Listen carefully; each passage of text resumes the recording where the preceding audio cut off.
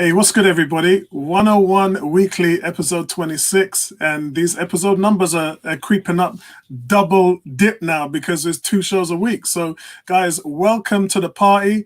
And we're going to introduce Dan. Dan is a first-time member here. He was on Sunny. He was on a podcast last week with us. So, welcome to the show, bro. Big up, man. Big up. Good to be here. Excellent, excellent. And African Guna, how you getting on, man?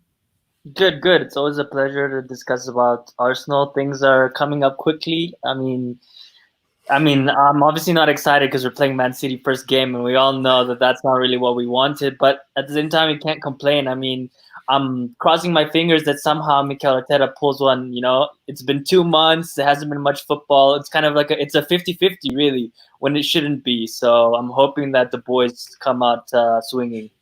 Yeah, and they're looking good. I mean, we're going to go through some of the training montages that they left on the website, but I'm just going to try and see if I can go to see if I can find it. The training montage. Yes, training montage. They've left 2. I talked to Dan and I said to him that they've just done a piece with Martinelli.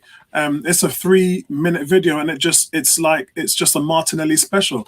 And if you read the comments below, everyone's like, do an Eddie Nketiah special, do a Saka special, because now they're sending whole 3-minute videos of one player, so you can focus in on that one player.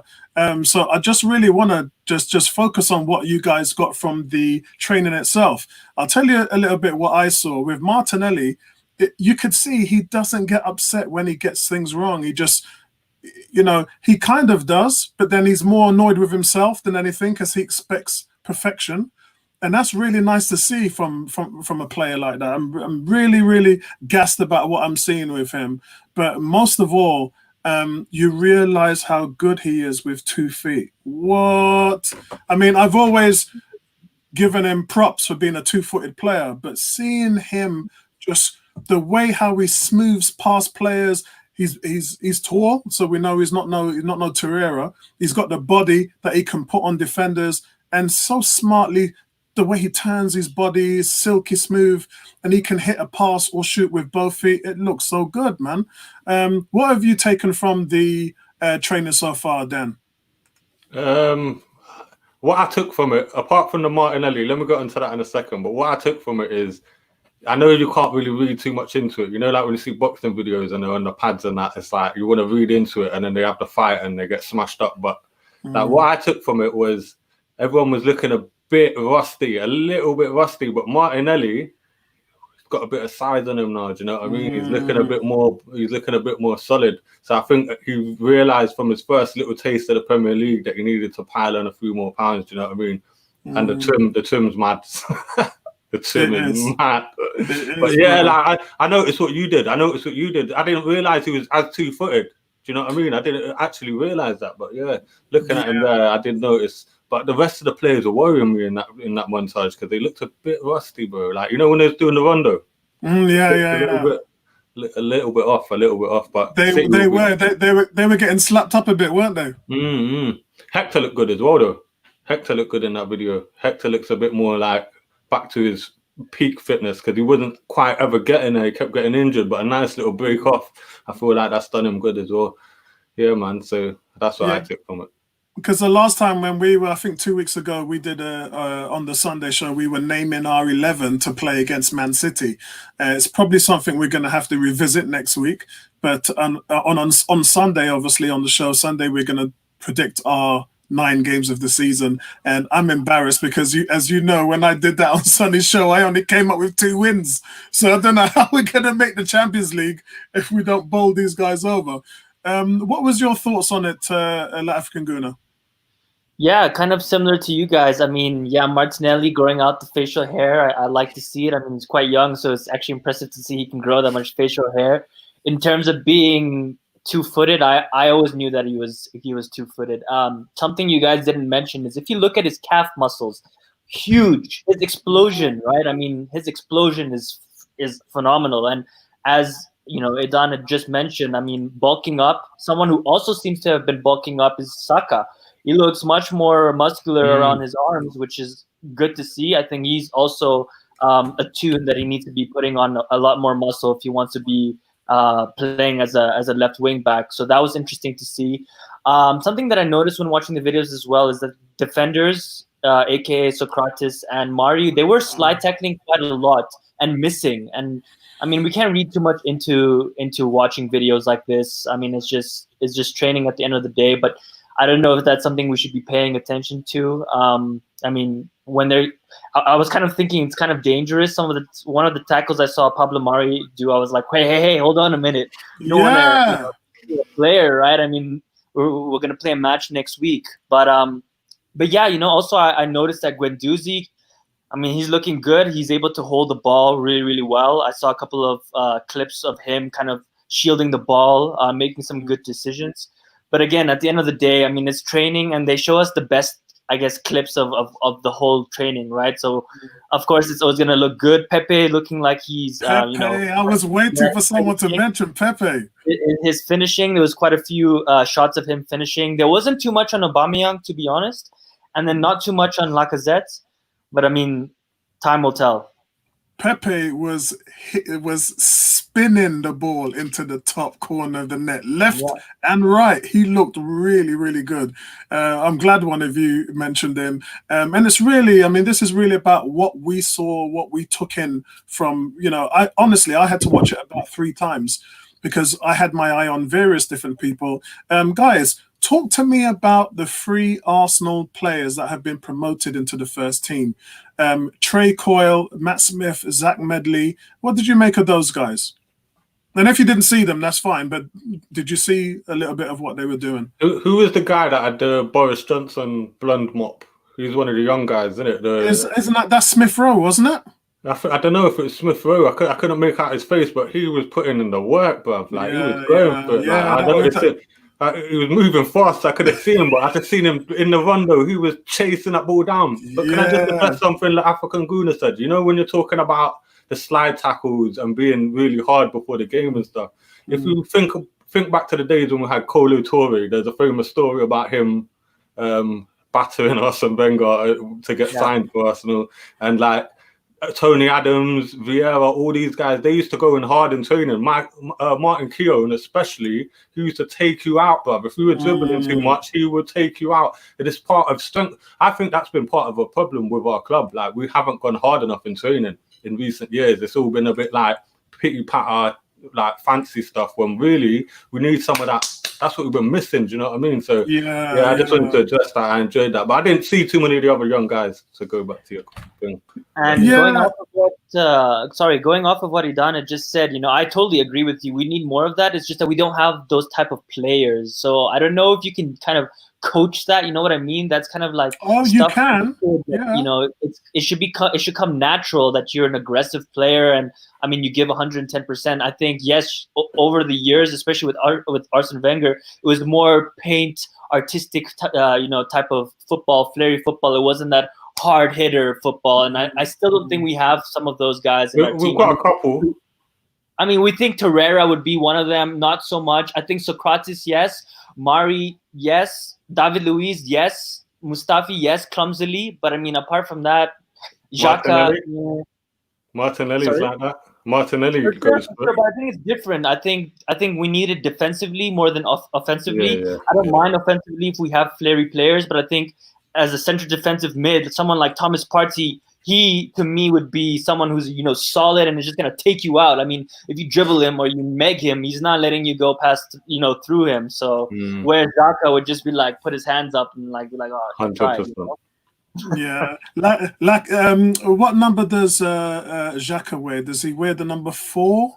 34. 34, number 34. And so Xhaka's like our highway 34, isn't he? It's like cars just go by him all day long and he can't even stop him because the man's got no speed, no quickness, no nothing. Lord, oh Lord, oh Lord. Just likes to make bad tackles. And in regards to the 3 players, I mean, I didn't pay much attention, but someone that I guess has been mentioned quite a bit over the last 2 seasons, Zach Medley, he's been, in and out of the team. I kind of have high hopes for him because we all know defensively, we're really shambolic. So I'm hoping that this kid from the academy, because usually from the academy, we don't get great defenders. I mean, we hardly have over the last 5-6 years. So I'm hoping that, at some point he matures enough and he's someone that we could potentially rely on for Europa League or Carling Cup or League One Cup games. I mean, not Premier League ready yet, but I mean, at least, amidst the team for the first team. And what's important with that? I mean, I know he's an academy player, but he wasn't like, if you look at someone like Trey Coyle, he's been at the club since he was 8 years old, and obviously the Zach Medley, he was at Chelsea at one point, wasn't he? So for us, the big thing for me is we've not had many defensive talents get a chance. We really haven't. When I look back, I mean, even we bought Holding from Bolton, but there's not really been anyone who's had a chance. I know we got Chambers from Southampton, but really, when I looked at this, I was going way back, and I was like, when was the last time we gave an academy centre-back a chance? And it's a really long time. So for me, having a tall, powerful central defender, 19 years old, 6'5". I mean, I saw 2 games he played last season, and I think he only made one Premiership appearance. And the guy is just a monster. He's even played at fullback as well. He played obviously in the youth team. He's played there at fullback.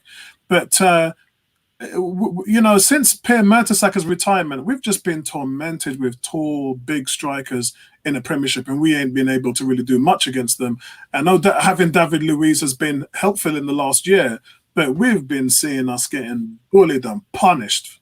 So 2 things on that. The first one is I still don't understand how you think Per Mertesacker is that great of a player. For me, I mean, yes, he could get headers and once in a while score a lucky goal from a corner. But I think defensively he was always beaten. And I remember specifically, especially on FIFA, I hated playing with Arsenal because I knew that, I mean, players would abuse him, right? But even in real life, I mean, just knock the ball past him and he either has to foul you or let you go, right? And I think that in the Premier League, you just need players that are dynamic and that have pace, that have strength, that it's basically you need everything, right? Even as a defender, you need to be able to have skill and stuff. And I wanted to address Cool K's comments regarding necessarily recruiting bad players, but just players that don't fit the league. If they don't fit the league, then the recruitment is bad in general because we should be looking at players that are going to fit the bill, right?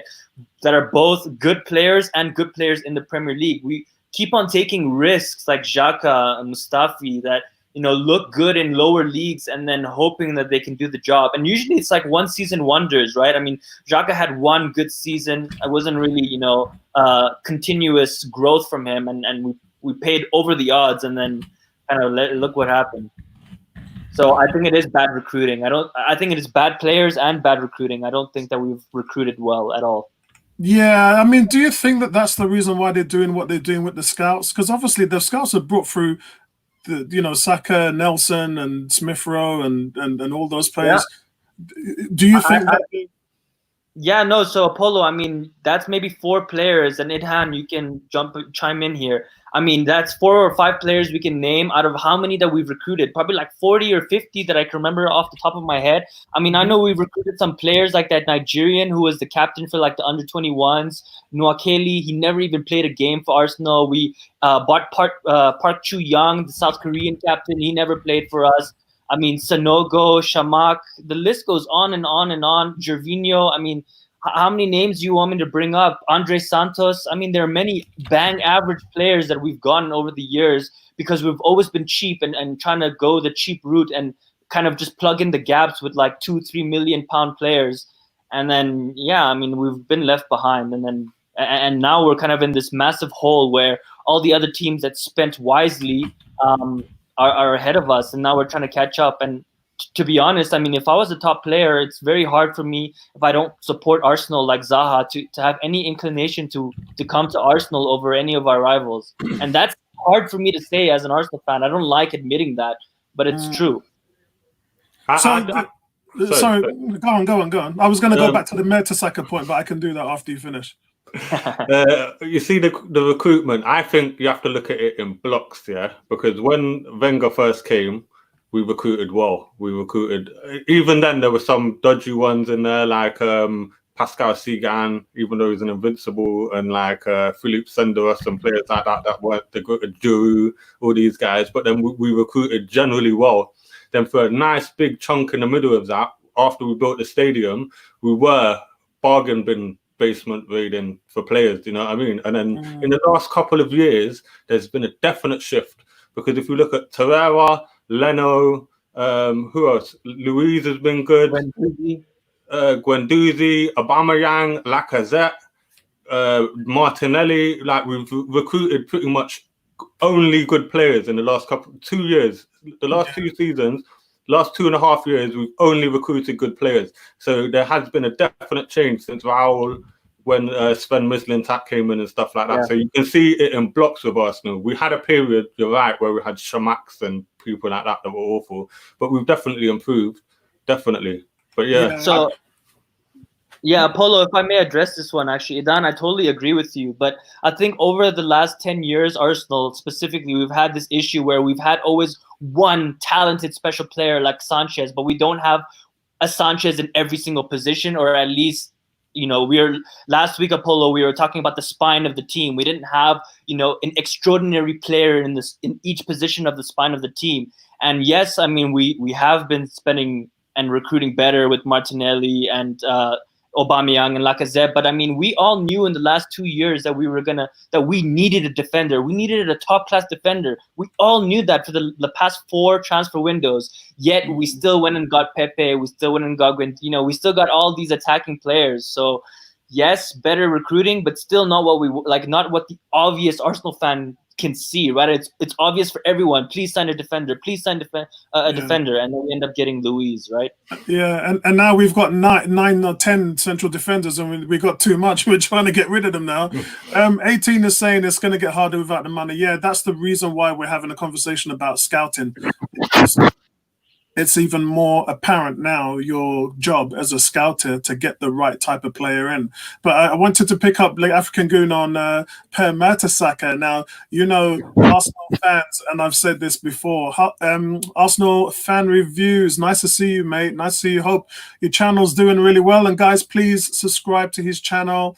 Again, another fantastic channel. We got to keep staying together, man. That's what we do. Arsenal channels, you know, listen, we're the life of the party, so we've got to back each other. So please subscribe to his channel.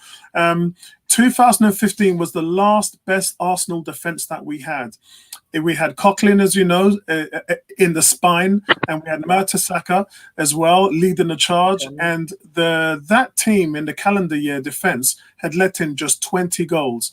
And this, I made a video on this before, and it's like the World Cup thing. It's like people say, "He's shit, he's shit, he's shit." He scored 114 goals. He's not that bad then, is he? Yeah, it's the same with our defense. A lot of people saying, "When was the last time we had a great defense?" Well, we let 20 goals in that calendar year, and the second team behind us was Manchester United with 26. That's when Mourinho was there, and everybody was boasting about how we shored up that defense. Our team was rock solid at the point, and the fans at that point still were moaning, "We need a central defender. We need a defensive midfielder." And what did we do after that year? As you know well, we brought in Xhaka and we brought in Mustafi, and the rest is history. Yeah, okay. So I have a counter to that, Apollo. I think, yes, statistically you may be right, but I think in 2015 the league was much different than it is now. I don't think that Man City, United, Chelsea, even Tottenham, I don't think they were at the levels that they are now. So I don't know, in comparison, I think that's something to consider, right? I mean, there's way more goals and way more attacking now than in 2015. So that may have impacted why we conceded less. And also we were just well organized. The thing, you know, Mertesacker was a study case for me, because I used to watch a lot of German international football games, and I'd see what he did at Arsenal and what he did in Germany, and he didn't have the pace. And remember, I've played American football, you know, it's all about technique, it's all about positioning. And we talk so many times about how defenders get their angles wrong. And if a defender hasn't done his homework on the striker, and you know the striker's only one-footed and he likes to come in on that foot, then that means you have to take an extra step on that side so you can force him in on his wrong foot. You know, little things like that. It's technical side of the game that some players aren't smart enough or don't have the intelligence to really do in the heat of a battle. And and he did. You know, Mertesacker was slow with his feet, but he was 2 steps ahead up there, and he led the Premiership 2 years in a row in passes intercepted. That's a very difficult thing to do, because it's the same thing why we talk about Ozil defensively. He doesn't go in and tackle players. He stands in the passing lane and he shuts off that ability for the midfielder to make the pass. That's how they teach you in Germany academy. That's how they teach you in the Dutch academies. And it's a different. We don't play that way in the UK, in England. You know, for us, it's let's go in there and do a strong tackle, and let's brock him up. We're not. We don't. You know, when we saw a team like Spain dominate Europe and win the World Cup, and all of this with 5'6", 5'7" players, not physical, just the fact that technically they knew how to suffocate teams with the rondo. That's when the rondo first came in, shutting off passing lanes, intercepted passes, just on you like a pack of wolves. That's probably the change that you're talking about. 5-6 years ago, about that time, everything just changed. Spanish football was just at the top of the chain, and that's kind of why Wenger pushed these policies to bring in these tiny players, which just got bullied in the Premiership. But Spain did it properly, and Spain showed you how it was supposed to be done. And I think in that respect, when you see a player like Mertesacker, he was just that smart. I'd see these long legs. We used to call him the Eiffel Tower. I used to say he's like the Eiffel Tower on roller skates, because sometimes he's just all over the place. If you can turn him and twist him, if you're a good defender like Drogba, you could have your way with him. You could turn him, because he doesn't have that quickness and that first step. But what he does have is the ability to spot, the awareness with his vision to stamp out those through balls coming through. And he was really good at it. Unfortunately, our defense hasn't been the same since. After those 20 goals, we let in 51 goals in Wenger's last season, and another 51 goals in Emery's. And it's just like we're letting in double the amount of goals. We've never been the same since. And I've always said with Xhaka and Mustafi that we will never make the top 4 unless those guys, we get rid of them. We will never do that. So just one more thing on that before we move on. I think you're 100% right. I mean, tactically and in terms of football knowledge, he's definitely up there. And that is why he's a coach in the academy, right? Is because that's the type of personality that he carries. But I think I remember specifically when we signed him, I think it was Werder Bremen, and it was on the transfer deadline day. I remember how excited I was, and I think I might have had a lot of expectation, right? I mean, in terms of we didn't really sign a lot of defenders, and when we did, like Squiacci and stuff, they weren't really good. So I was just expecting him to be, I guess, not the Van Dijk, but I mean close to above average. And I think we just have never signed a world-class defender, in my opinion. So he just didn't meet that expectation for me. But yeah, definitely a smart player. Ben, you want to post up with something there? Yeah, I've definitely, because I agree with you on Mertesacker, Apollo. I think he was a bit underrated. What you have to look at with Mertesacker is not necessarily Mertesacker himself, but who his partner was. He wasn't mobile, but Koscielny was. He was much more tactically astute than Koscielny, but like Koscielny would always sit back behind him and sweep up, or the other one would go forward. They had a good partnership. That was why that partnership was so effective. Do you know what I mean? So Mertesacker was very underrated by Arsenal fans, because the 1 or 2 times per season he'll get turned, he looks absolutely horrendous, and that's what sticks in your mind. You don't think of the however many he used to make. So many interceptions. I'll be stunned. Yeah. This guy, he used to just put out one massive leg. Catch that. Like he was like Spider-Man or something. Do you know what I mean? Like Daddy Long Legs. Yeah, and we just don't have that at the moment. We really just don't have that. Guys, I just want to share a screen at the moment here. We've got a channel that I want to talk about called Arsenal YouTube channels. It gives you the top 25 YouTube channels, and its website is blog.feedspot.com, and you can see /Arsenal YouTube channels, and you can see the top channel there is Arsenal Fan TV, and then it goes down, shows you all these different channels. Arsenal, of course, Mr. DT is there, videos, so when you see the videos of the games, all the videos are in there as well.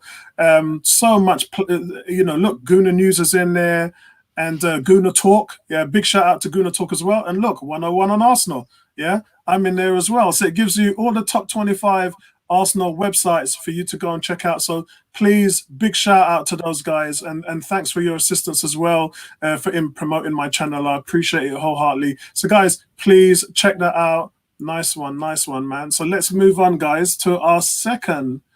Where are we? Yeah, Aubameyang and David Luiz. So Aubameyang and David Luiz have been offered contracts yesterday. This is an interesting one for two reasons. One, because with David Luiz, African Gunner, we were talking about this last week on the show, and some people are saying get rid, yeah. And I was saying, why would you do that when we've got all these young defenders? And I think you made a case, didn't you, African Gunner, when you said Ozil's won the World Cup and he hasn't, and look at him now, what leadership could he provide? But it seems that the leadership under Arteta that David Luiz is having is really making an effect. He's had a big influence on Pablo Mari. You could see in the game that Mari was starting, the communication between the two, and David Luiz talking to him, telling him where he should be, positioning, warning him about certain strikers, and obviously bringing him up to par with our tactics. Could you imagine him doing that with our defensive unit? So I think it's a great thing. I think he's been probably the best player under Arteta, if I'm honest. Since the change and the unbeaten streak and the 5 clean sheets in the last 8. I think he really showed his steel and what he was all about. He's not that old, he's only 32. And I think making him an extension is a very smart thing. I really do. And a lot of people are saying, yeah, it was a 2-year deal. Well, actually, it wasn't. It was 1 year, second-year option. But the option doesn't seem to be in play here because this offer is actually a 2-year contract. So I think it's a really smart thing for them to do. The Aubameyang thing, well, I know that they've made in 2 previous contract offers. They didn't do anything. So I don't know whether this one is just an extended year. I don't know whether it's more money, because the point I made originally about Aubameyang is he's going to be 31. He's going to be 31.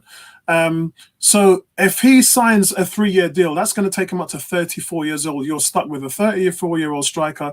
And if he's gone off the boil, which some strikers do, if he's lost his pace and whatever, then you're stuck paying that guy 300,000 euros a week, which no team wants to get into. I mean, I feel sorry for the poor bastards that are paying for Alexis Sanchez 400 grand a week. Yeah. And the man has got, yeah, hear this. He's got 6 goals in his last 60 games. It couldn't happen to a nicer man. I mean, that's the definition of the word Brock. Yeah? Mash up. Yeah? Beat up. That's the definition of that. So teams are a bit scared and a bit weary because now money's hard to come by right now with this corona and teams losing TV revenue and gate revenue, concessions. So I personally don't believe that Arsenal, I don't believe that the player actually is going to leave Arsenal. I really don't. I mean, we talked about 50 million. I'm hearing teams are not even going to offer 20 million because he's in the last year. We know his devaluation in the market right now is high. His age is against him. Yeah, when Henry and Van Persie left, they were 29. Yeah, so they still had some wheels on them. This guy's 31. So yeah, he's got wheels on him, but how long for? Are you going to get 1 or 2 good years out of him? So he's looking for a 3-4 year deal, and I don't believe his agent is getting anywhere near that. What's your opinion on that, guys? On obviously Luiz and Aubameyang. Let me go with you, Dan, first. Well, with Luiz, we spoke about this on Sonny's podcast the other day, didn't we? I was in favour of keeping him, but I thought he was pretty much out the door by that point. So I think he's definitely worth keeping, and not because of what I feel. Listen to what other players say about him. Anyone who's worked with him talks about how he is in the dressing room. This guy's going to be a manager. If you've ever heard him speak, like, he's going to be a top manager, and you need organizational forces like that in your dressing room. Facts. And also his demeanor, his personality sort of brightens the place up. That's what everyone says about him. And also, he's not afraid to dish out a bollocking. You know, like, sometimes you need a player that's going to stand. Remember Tony Adams in the dressing room, like, grabbing Vieira by his neck, saying, like, you need to sort yourself out, mate. Vieira, you know, bro. You need players that do that sort of stuff. With Aubameyang, I know he's 31, coming on 31. I think it's October he turns 31, if I'm not mistaken. But how is Jamie Vardy, bro? Wow, Vardy. Isn't he the same? 33, Yeah. So if you think this is the modern game, bro. And look at Aubameyang's injury record. He doesn't get injured, but he's had hardly any injuries in his career. No serious ligament injuries. Like he's kept quite healthy through his career. So don't think that his age is a factor here. I'll give him a 3-year deal because even if we get nothing for him at the end of that, 2 fire years out of Aubameyang is well worth 50 million to Arsenal Football Club. Yeah. So forget the transfer fee. I heard today as well that Raul is changing his policy for Aubameyang because it's like if we're only going to get 20 million for him, we'll keep him for the last year. So even if he doesn't sign, we're going to keep him for next year. That's what. And that's what I would do, yeah. And that's what I would do. And the reason why I would do that, I said to the African Guna before, if you keep him for a year, and you know it's hard for him to get a long-term deal now, at 31. If you keep him next year, he's going into a market at 32 years old. Yeah. I mean, we've seen the likes of Giroud and you know Cavani. Look, Cavani's not getting no offers, bro. Nobody, you know, look what happened with my man. What's his name? Ibrahimovic. He had to go to the MLS. Yeah, United were paying him 400 grand a week or whatever, but only gave him a 1-year deal. You're only gonna get a 1-year deal. No one's gonna pay you monies on a long contract. Yeah, and Barca and Real Madrid won't want him when he's 32 years old. They don't really deal with. He'll be going Italy or something like that. Do you know what I mean? Italy or USA or China or somewhere like that. I don't think you'll see him in Spain at 32 years old. They don't tend to sign players that old. They like younger. That's why they're looking at Barca, looking at that Martinez guy from Inter, innit? They're not really looking at players like Aubameyang. Do you know what I mean? So I feel like we should keep him. If we sign the thing, he can be an Arsenal legend. I said this the other day in your group, Apollo. On Facebook, I was like, if Aubameyang signs a deal, would he be an Arsenal legend? Because if we keep scoring at the current rate, 4 years of goals like that, you have to start putting him in that ballpark because his goal scoring rate is up there with Henry. It's ahead of Henry. He's ahead of anyone we've ever had. He scores more goals than anyone we've ever had in the first couple of years. Anyone. So crazy. In a weaker team as well. In a much weaker team.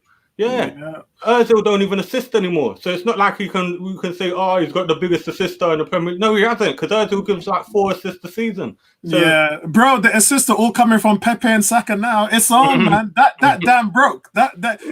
Teams cannot stop them players on the wing now flinging an assist. That is going to be on the menu for Arsenal for the next 5 years. Trust that. Facts. Yeah, but Apollo, it shouldn't be that way, right? I mean, yes, of course, that's great, but we should have assist makers all over the pitch, every single position. That's what a top team is. Center attacking mid, center defensive mid, right back, left back, even center back. I mean, all these guys at some point within the season should be able to give an assist. And in our midfield specifically, we have no one that gives an assist. That's where our problem is. You know, teams are going to adapt to the way we play. They already know that Saka is the danger man. They already know Pepe is the danger man. They don't need to mark Ozil. They get nothing through the middle. That's why Ceballos was a key figure, because he was supposed to replace Ramsey. Ramsey got 10 assists every season, and now we haven't. We're going to need a replacement for Ceballos, who was a replacement for Ramsey. And it's starting all from scratch. Thomas Partey can play a ball though. Thomas Partey. That's the key right there. I want to say a big shout out to Stephen. Thank you, Stephen. $5 in the kitty for the super chat. I appreciate that, mate. As I said, guys, we take donations now to support the channel. We're having to pay for a lot of the production that we're doing now with the software that we're using, and in order to improve it, that goes a long way. And I really do appreciate it, guys. And it shows that you like what you see, and everybody's kind of one.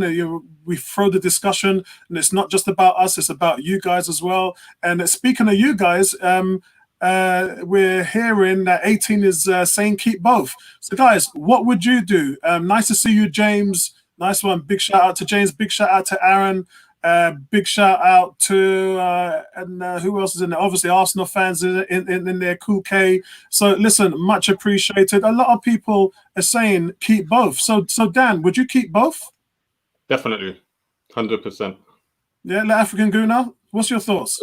Yeah. So now it's my turn. And it's a bit controversial. So firstly, on Ceballos, I don't think we've really had a chance to see him play. Unfortunately, I really was excited to see him, but I don't think that he's had enough of a run of games. He had that one game, I think it was against Burnley, that home game where he dominated, and that was exciting. But I think apart from that, he really hasn't had much of a chance. But again, yeah, definitely it wouldn't pay to spend another year just to see that. I mean, just get rid. It was a bad transfer, and close the book on that one. I think I had him at man of the match in the Bournemouth win. And Palace. He played good against Palace the game after Burnley as well. You got 2 assists in that game, I think.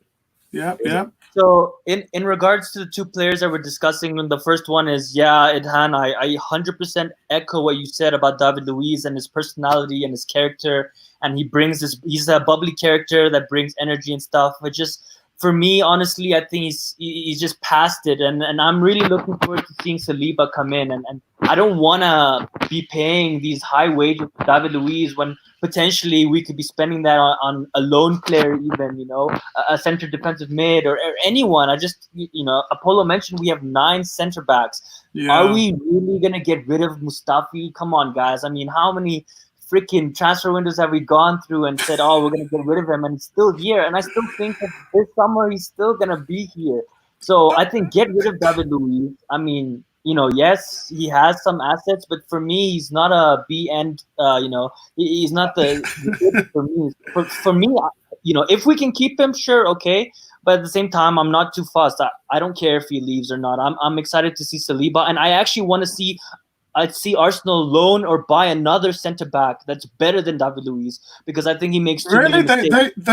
They're about to sign one. His name's Pablo Mari. They're about to offer a contract. Even apart from Pablo Mari, I want another one. I want someone who's better than Pablo Mari. We haven't seen too much of him, but I mean, Callum Chambers. More, right? That's my point. I feel that David Luiz is kind of reached the tail end of his career. He wants to go back to Benfica, which is where he started his journey. Fair, that's all, fair to him. Let him go, and let's reinvest that money properly. Now, in regards to Aubameyang, I mean, yeah, if he signs, definitely club legend. And Idhan, very good example about Jamie Vardy. I mean, Aubameyang and Vardy are very alike in many ways, right? I don't think that Aubameyang is gonna, I guess, stop scoring anytime soon. I mean, he might lose a little bit of his pace, but I still think even if he loses some of his pace, I still think that defenders won't be able to catch him. So in terms of the next 2-3 years, 100%, I want him at Arsenal. I think it's imperative that we keep him, but we need to look at it from Aubameyang's perspective. Does he really want to stay, and will he sign until he's guaranteed a position in either the Europa League or Champions League? If I were Aubameyang right now and looking at our league position, I'd also be hesitant on signing. We have to remember, right, at the end of the day, these players aren't fans; they're professionals. Unfortunately, even though we hope and think that Aubameyang loves Arsenal, and he does seem to love Arsenal, at the end of the day, he's still a professional soccer player or football player, right? So, but yeah, I mean, 300K a week, that's what we're paying Ozil, right? I mean, I would pay that to Aubameyang because he actually produces, but we can't have 2 players on 300K. So that's not work out, man. Right? So if we're able to get rid of Ozil, which again, who's going to take him for that amount of money, then I'm okay to pay Aubameyang 300K.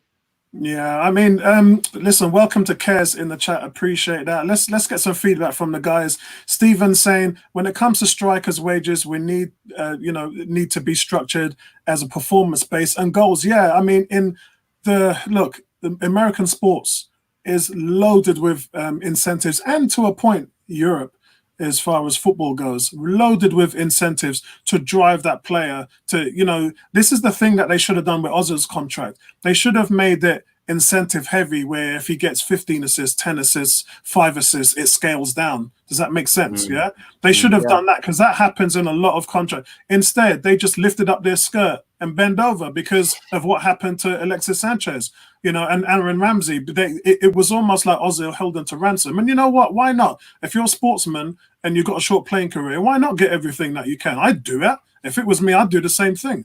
But the fact of the matter is, Arsenal felt Arsenal's own undoing, was a result of what happened with Ozil. And we hope that this new front office won't let that happen again. 18 saying David Luiz must stay. Kez is saying, a big shout out to you, Kez, man. Kez is saying, I would keep both because I would like to see this team under Arteta given time. Yeah, and then let's remember, this season for Arteta is just building blocks. That's all it is. This isn't the team that he wants. We all know that. He wants to build his own team. So this is kind of a long preseason, a long vetting kind of stage where players can now show you whether they belong in the system or not. And he'll evaluate them accordingly.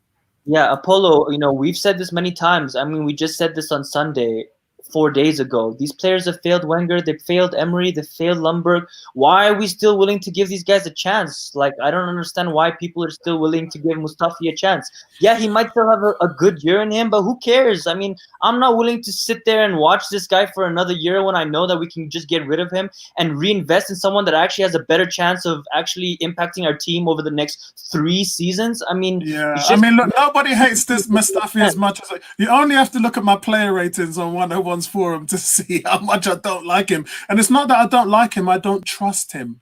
Because exactly.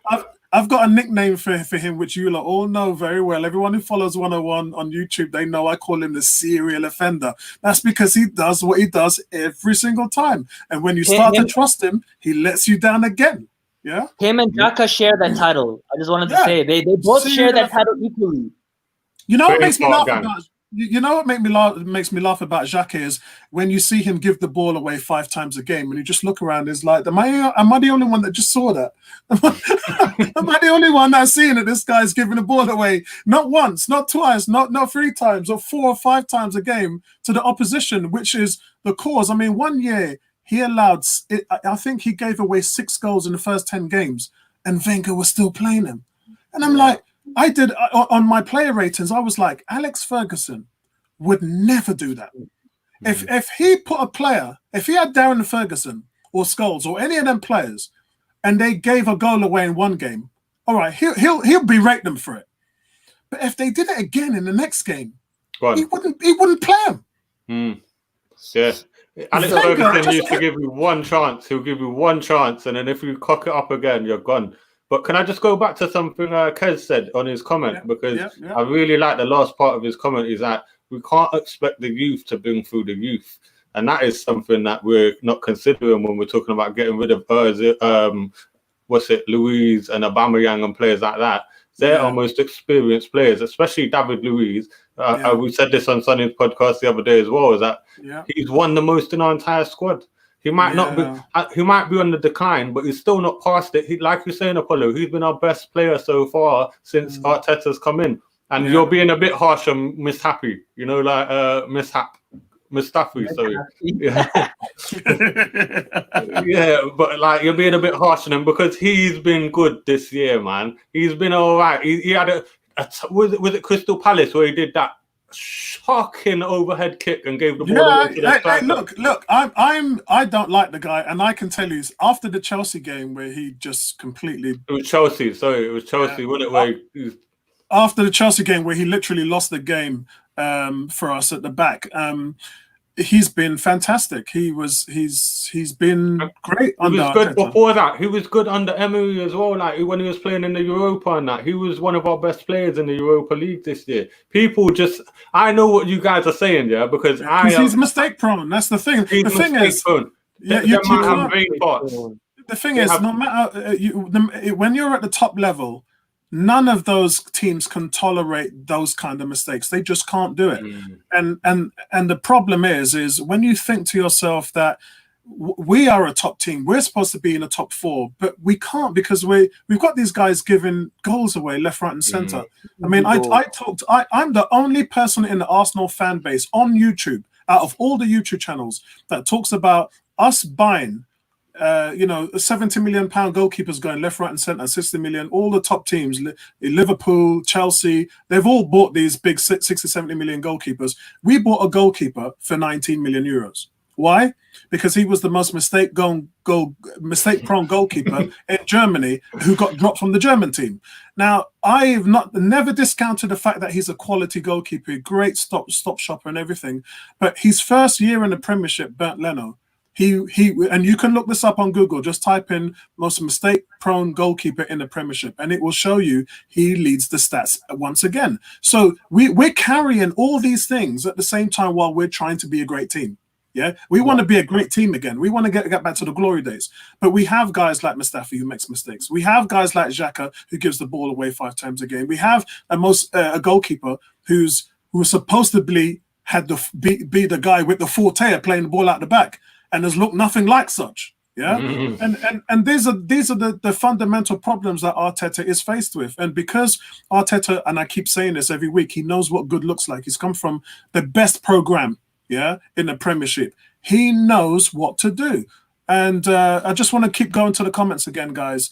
Kez is saying we won't even get what he's worth if we sold him, so it makes no sense to get rid of nothing for now. I hope we get goals from him. And look, I think we're all in agreement that we should let him play out his last year because his options would have run out. In fact, selling him now would be the best thing for Aubameyang because at least he'll be able to get a new deal and he can go to a team that's winning or battling for a title championship. It's in Arsenal's favour that he stays another year because when he's 32, his options, 32 years old, you're looking for 300 grand a week.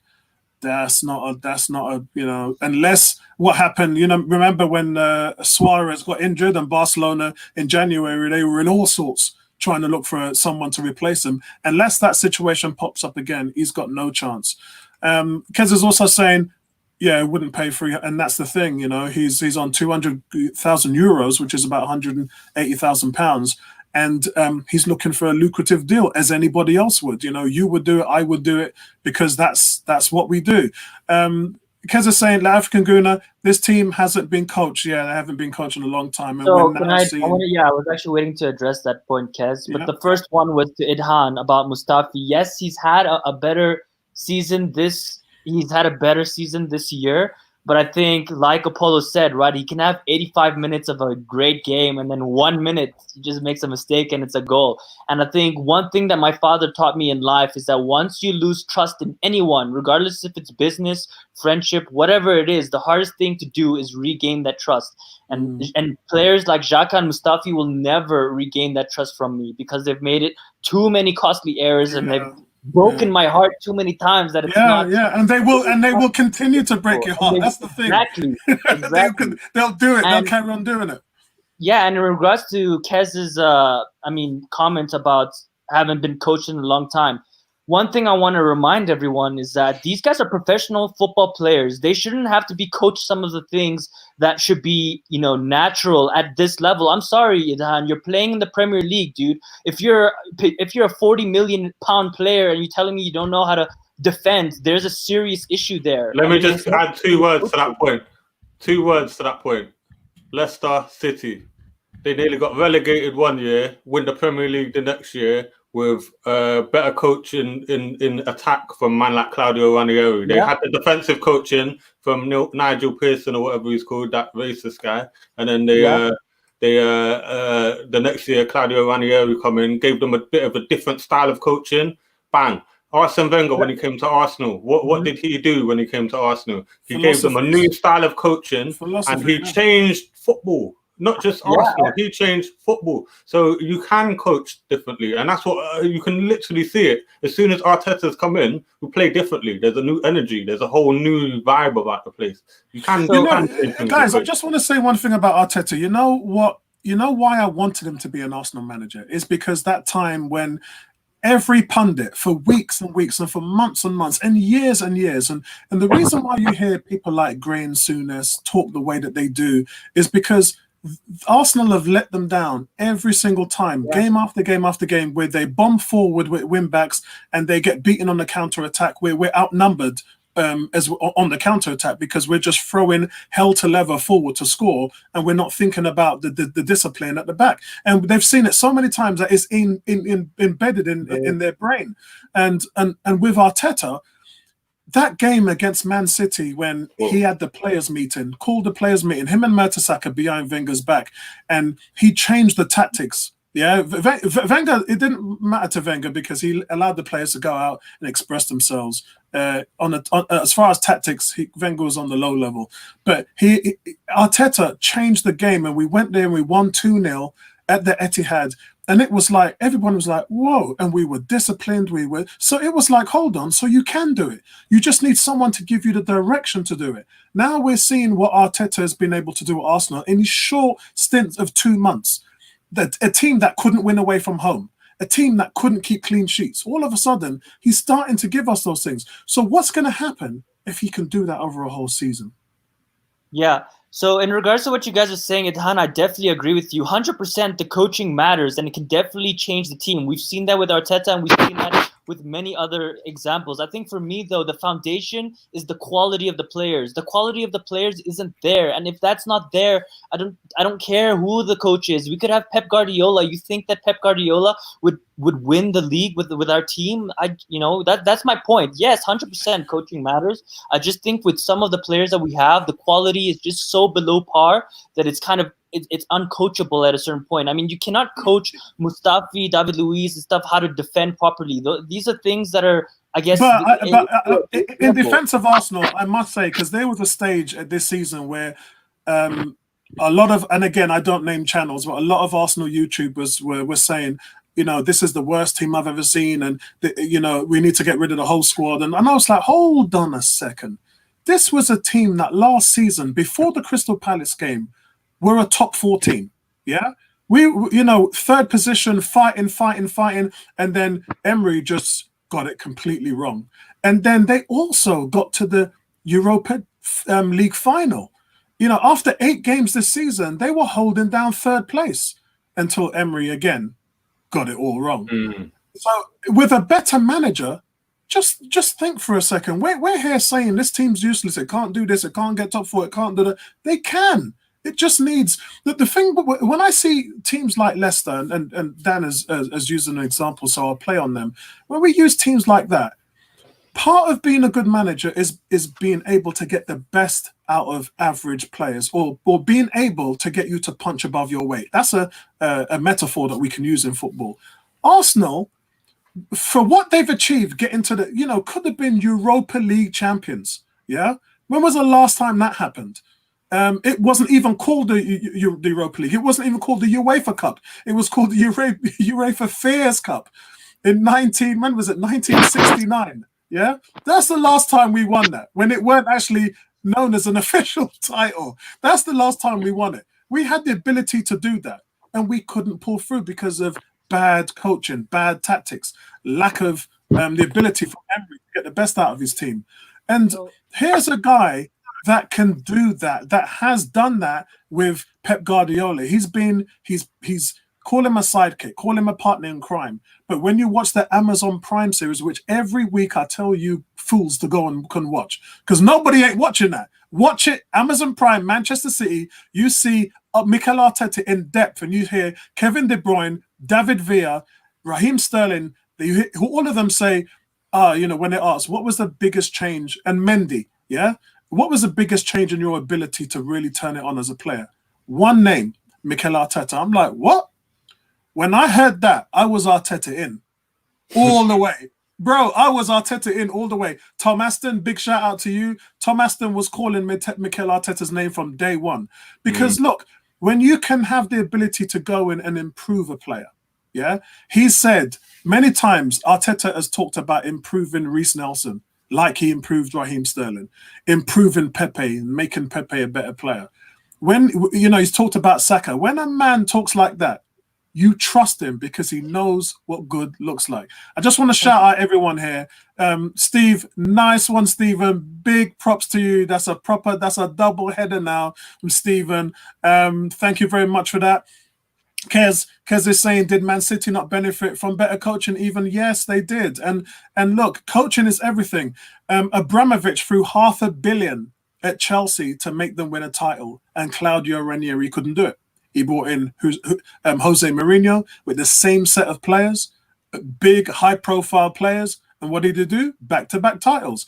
It is all down to how the players really respond to a manager at this level.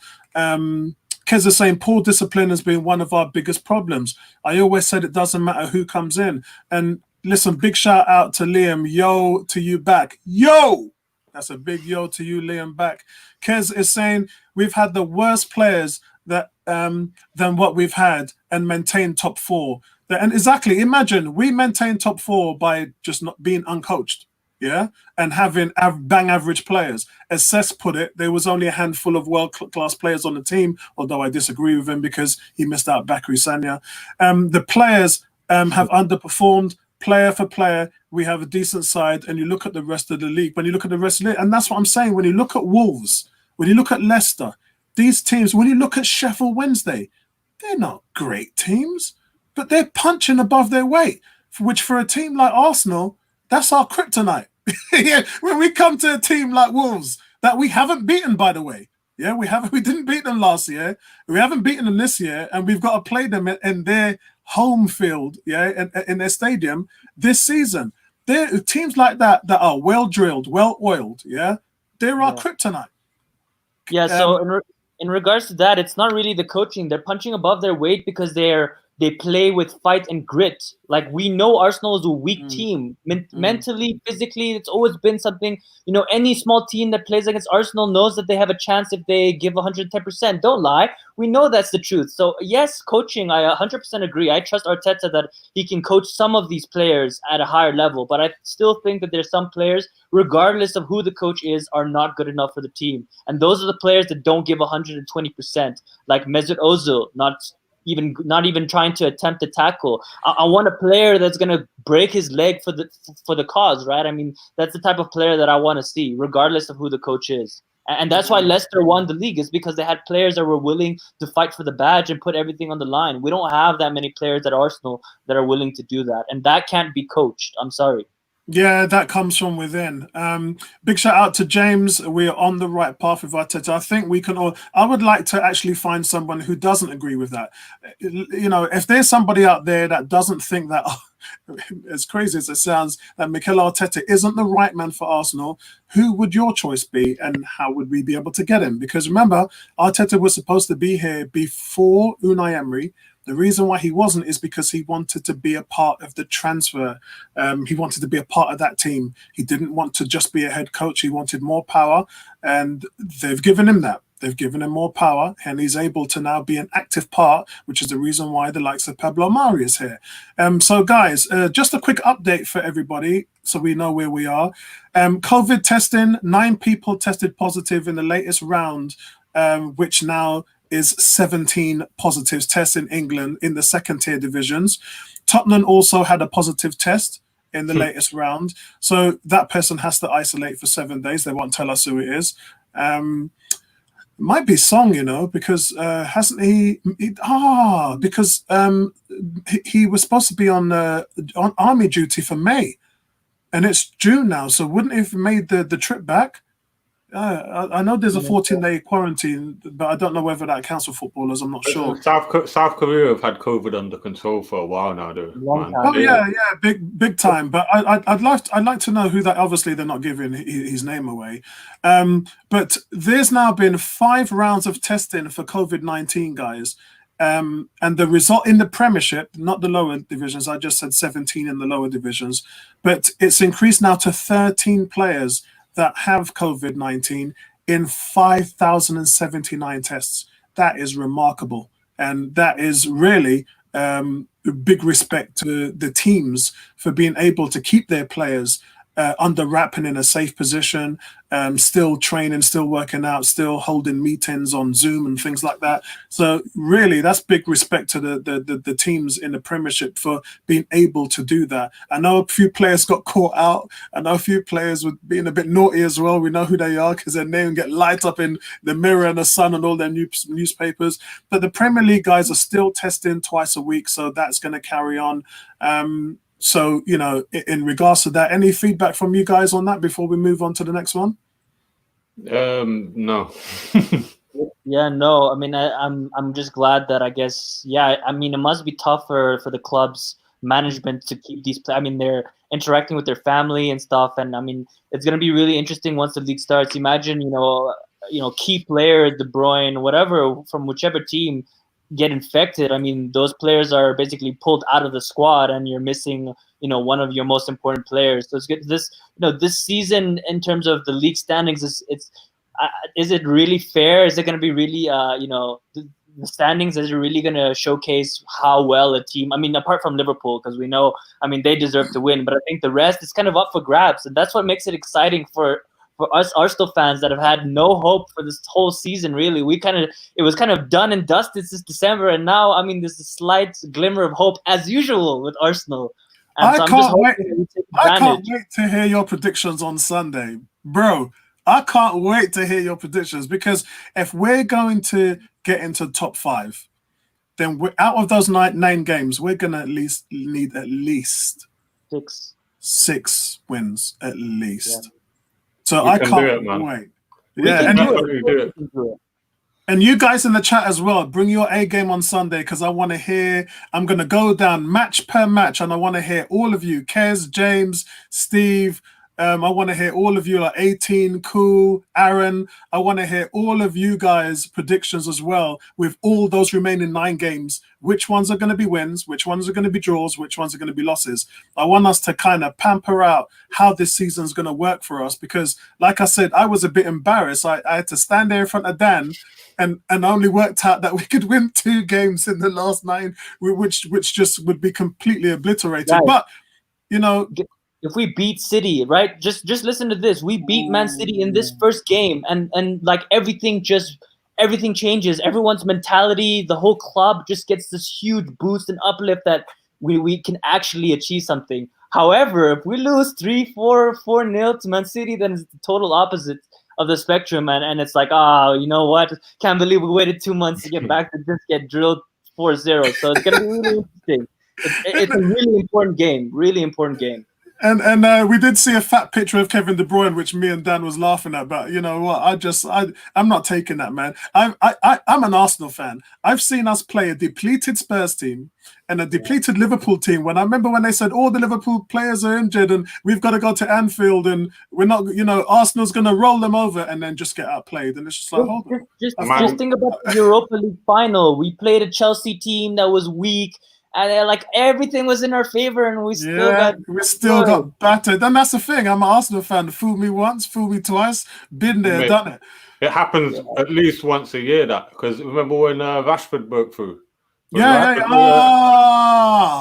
no players, bruv, and then we went there and just got slapped up, bruv. This is what I'm saying, man. It's like when I remember when I did the game preview on YouTube for the Liverpool game, and we were going up to Anfield, and they was like, 9 of their first team players are injured, and there's and all the reserves are going to be there. And if you saw the pre-game, all the Arsenal fans, when I wrote the game preview on 101, everyone's going 4-0, 3-0 to Arsenal. And I was like, are you mad? This is Anfield, yeah? Don't get it twisted here, yeah? This is Anfield. When have we ever gone up there and done that? Yeah, with a depleted Liverpool team. Every time the likes of Dirk Kuyt and all them man used to just turn it on and just bust us up. And what happened? We went there and we didn't get the result. It's just but Apollo, we were winning 5-3. We really had a chance there to kill that game, and that probably was going to be one of our good chances of winning a trophy. And of course, James is already going 3-1 to Arsenal against Man City. And listen, I made a video on 101 about it. So guys, listen, let me hear your thoughts on that and put your predictions down there. But let's move on to Lacazette in talks with Inter Milan. This is a real thing. There's only his agent though. Wow, where we're going to start. So the reason why this has come along, you guys, is because you've probably heard that Barcelona has agreed in principle with the player, not the fee for the player, but personal terms, £205 a week. But Inter Milan, sorry, 205,000 per week. But Inter Milan refused to budge on their assessment of 110 euros, about 98 million. So the reason why this is happening, because look, we talked about who are the strikers that are available now. We know Edison Cavani, Timo Werner, he's in. Lacazette is an out of favor player who's been dropped for a 20-year-old striker called Eddie Nketiah. So a lot of teams are now looking at Lacazette. Inter's looking at him. Atletico's looking at him. I'm sure there's more teams. I've heard 4 teams are in it, but I don't know who the other 2 are. But guys, is this going to happen? Is Lacazette going to want away? Are we going to miss him if he goes? we bring this up nearly every week, man. But obviously, this is latest news. Dan, what's going to happen with Lacazette? Will you miss him? And guys in the chat, will you miss Lacazette? Is pulling the trigger on him, bringing in more money so we can reinvest and buy Partey? Is Partey coming in because of us selling Lacazette? What's going to happen here, Dan? I think we will miss him because I see people watch football too simplistically. That's what I think, yeah. Because you see, when we used to have Bergkamp, because that's my era when I really started remembering everything to do with Arsenal when Bergkamp first came, yeah. And what Bergkamp used to do is he'll be there and he'll drop off. And then he'll suck players into that hole with him. And then Henry, Ian Wright, Anelka, whoever it was, will run in front of him and then they'll get the ball. And that's exactly what Lacazette does. He drops off, sucks all their players onto him. Then Aubameyang, Pepe, whoever it is, run in the holes, yeah? And people don't see that about Lacazette. He's so smart at it as well. He holds the ball up brilliantly. Like, there's certain things that people do not understand about Lacazette's game just because he doesn't put numbers up with the goals or the assists. You know what I mean? But he definitely does bring something to our team. So I do think we'll miss him. But like you say, if we can get a decent fee for him and use that to strengthen another area, it makes no sense to keep him because we've got players like Martinelli and Eddie that can. They look kind of more effective in those roles than Lacazette right now. Do you know what I mean? Especially Gabby. I think Gabby is the future for Arsenal. So if he goes, we'll miss him, but it won't be the end of the world, isn't it? Like it's one of them ones. If we can get a good fee, let him go, bro. That's what. I mean, there's that thing as well that Gabriel Martini. This could be his breakout year. We really don't know what's in the heart and mind of Arteta, but. Martinelli could be. We've already seen what Handland is doing for Borussia Dortmund. Why are we holding? We've got handcuffs on Gabriel Martinelli right now. We're just not using him. The latter part of last season, when he got a slight knock, and Arteta just wasn't interested in playing him, even when he came back fit. You know, I think that's going to change this season, definitely next season as well, when he's 19. African Guna, what's your thoughts on Lacazette? Do we let him go? Guys, come on in the chat. I haven't heard what's going on with you guys, man. Does Lacazette stay? Does he go? Kez is saying, I don't believe that Arteta thinks that Eddie is better. I agree. I agree as well. I was about to address that. He's teaching Laka a lesson. He's teaching Laka a lesson because he's not happy. Remember when Pep dropped Sergio Aguero because he wasn't happy with how he was playing? He's doing exactly the same thing to Laka. He's trying to get more out of him, man. Everyone can see that Eddie's not better than Laka right now, man. I can't disagree with you a lot.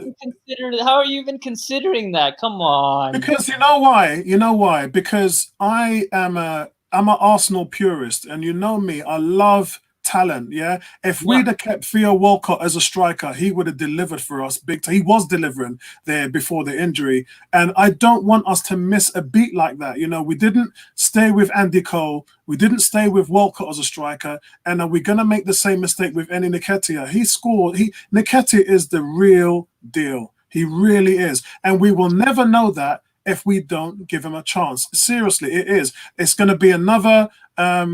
Oh God, what's the guy? Why is his name skip my mind? Yeah, it's going to be another Serge Gnabry if we let him go. It really would. Stephen is saying, "I'll miss Laka, but it's a part of life. He was, he was then, and then he was not, and I will. Yeah, we'll forget his name because he's gone from being a player of the season for the team to just look. What have you done for me lately? That's what I'm saying." James is saying, I don't know, Eddie's Eddie is the truth, man. Don't get me wrong. I really do like Eddie. Yeah? I think he's definitely better than a lot of people are giving him credit for. And I think the spell at Leeds did a lot to harm his reputation in that way because they spent a lot of money on Bamford and they just wanted to play him. I live in Leeds, so I know a lot about that situation. Do you know what I mean? And they've spent a lot of money on Patrick Bamford, and even though he wasn't scoring, they'd still play him. Even though Eddie was getting a goal every time he come on, so I feel like that harmed his reputation a bit. And I do really like Eddie, but I just feel like you have to look at Lacazette compared to Eddie right now.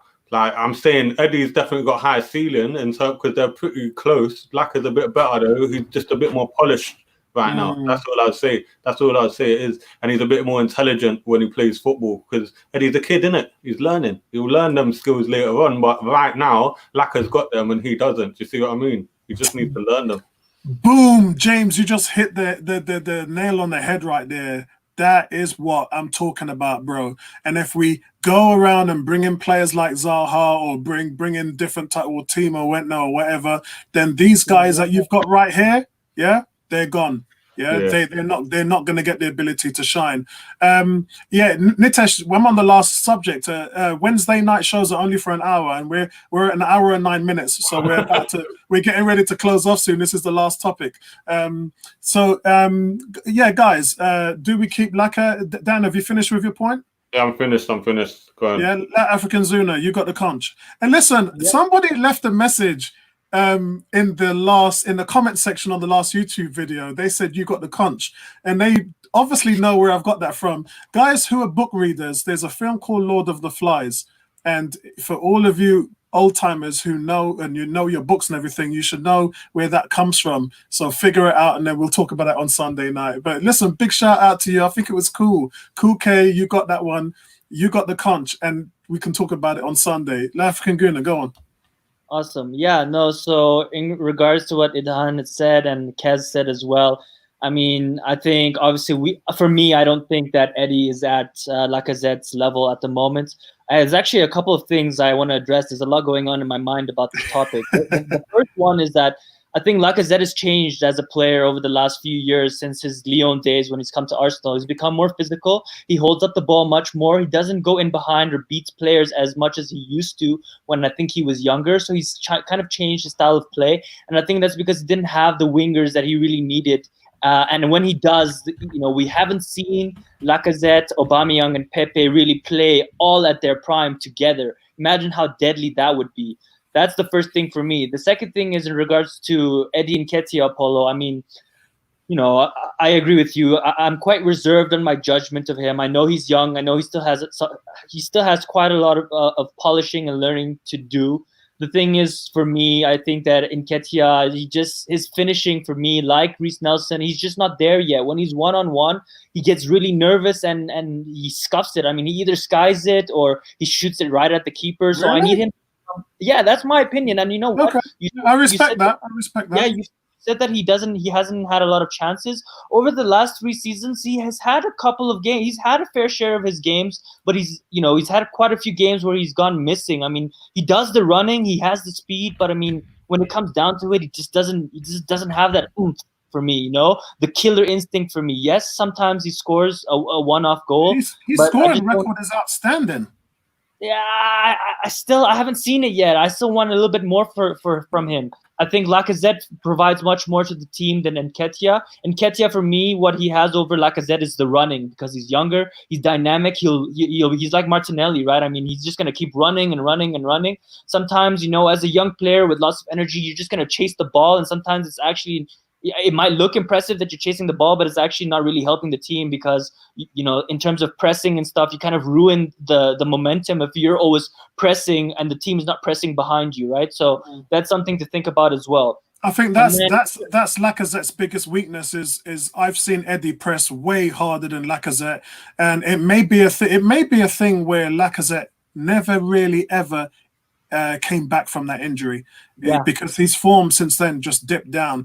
And I want to make we saw him with his top off and his chest all out. He looks like in the off season when the corona was going on, he looks like James, about this. It looks like Lacazette's gone to see Dr. Abraham Eskin. It looks like he's been exposed to Vita Rays, super soldier serum, and he just looks like Steve Rogers. He looks like he's coming out looking like Captain America with his chest all buffed up and everything. So, he just looks like a different man. He was very sluggish, a little bit podged around the stomach, but he looks sharp, as well as Torreira. These guys just look like they've turned into superheroes, man. So I want to see how that translates on the pitch.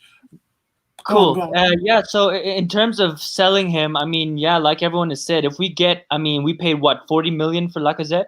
If we get more than that, I'm willing to sell. I'm not willing to sell for 40 or less. I mean, that's just a business intuition for me. I feel like I can't sell him for the same amount for a break even or for a loss.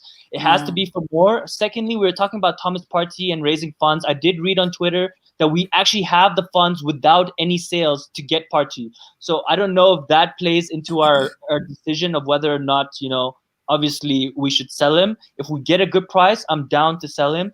Because as you know, Apollo, my favorite player at Arsenal right now, Gabriel Martinelli, I mean, he's my absolute favorite player. And I mean, if we're willing to sacrifice Lacazette, we've offered Aubameyang a new deal. If Aubameyang signs, you have Aubameyang, Nketiah, obviously Pepe, even Emile Smith-Rowe. We have a lot of attacking players. Martinelli, we don't really need more attacking players. I'm okay to sacrifice Lacazette and get a world-class center defensive mid or even a center back. Those are the two positions I'm looking for. Sell Lacazette if you're willing, if we're able to get a world-class player in one of those two positions. If not, then yeah. If not, then we might as well keep him, right? If we're not going to make a profit. I mean, selling Aubameyang for 20 mil, come on. I mean, if you're selling Aubameyang for 20 mil, how much is Lacazette really going to go for? 30? Because of it.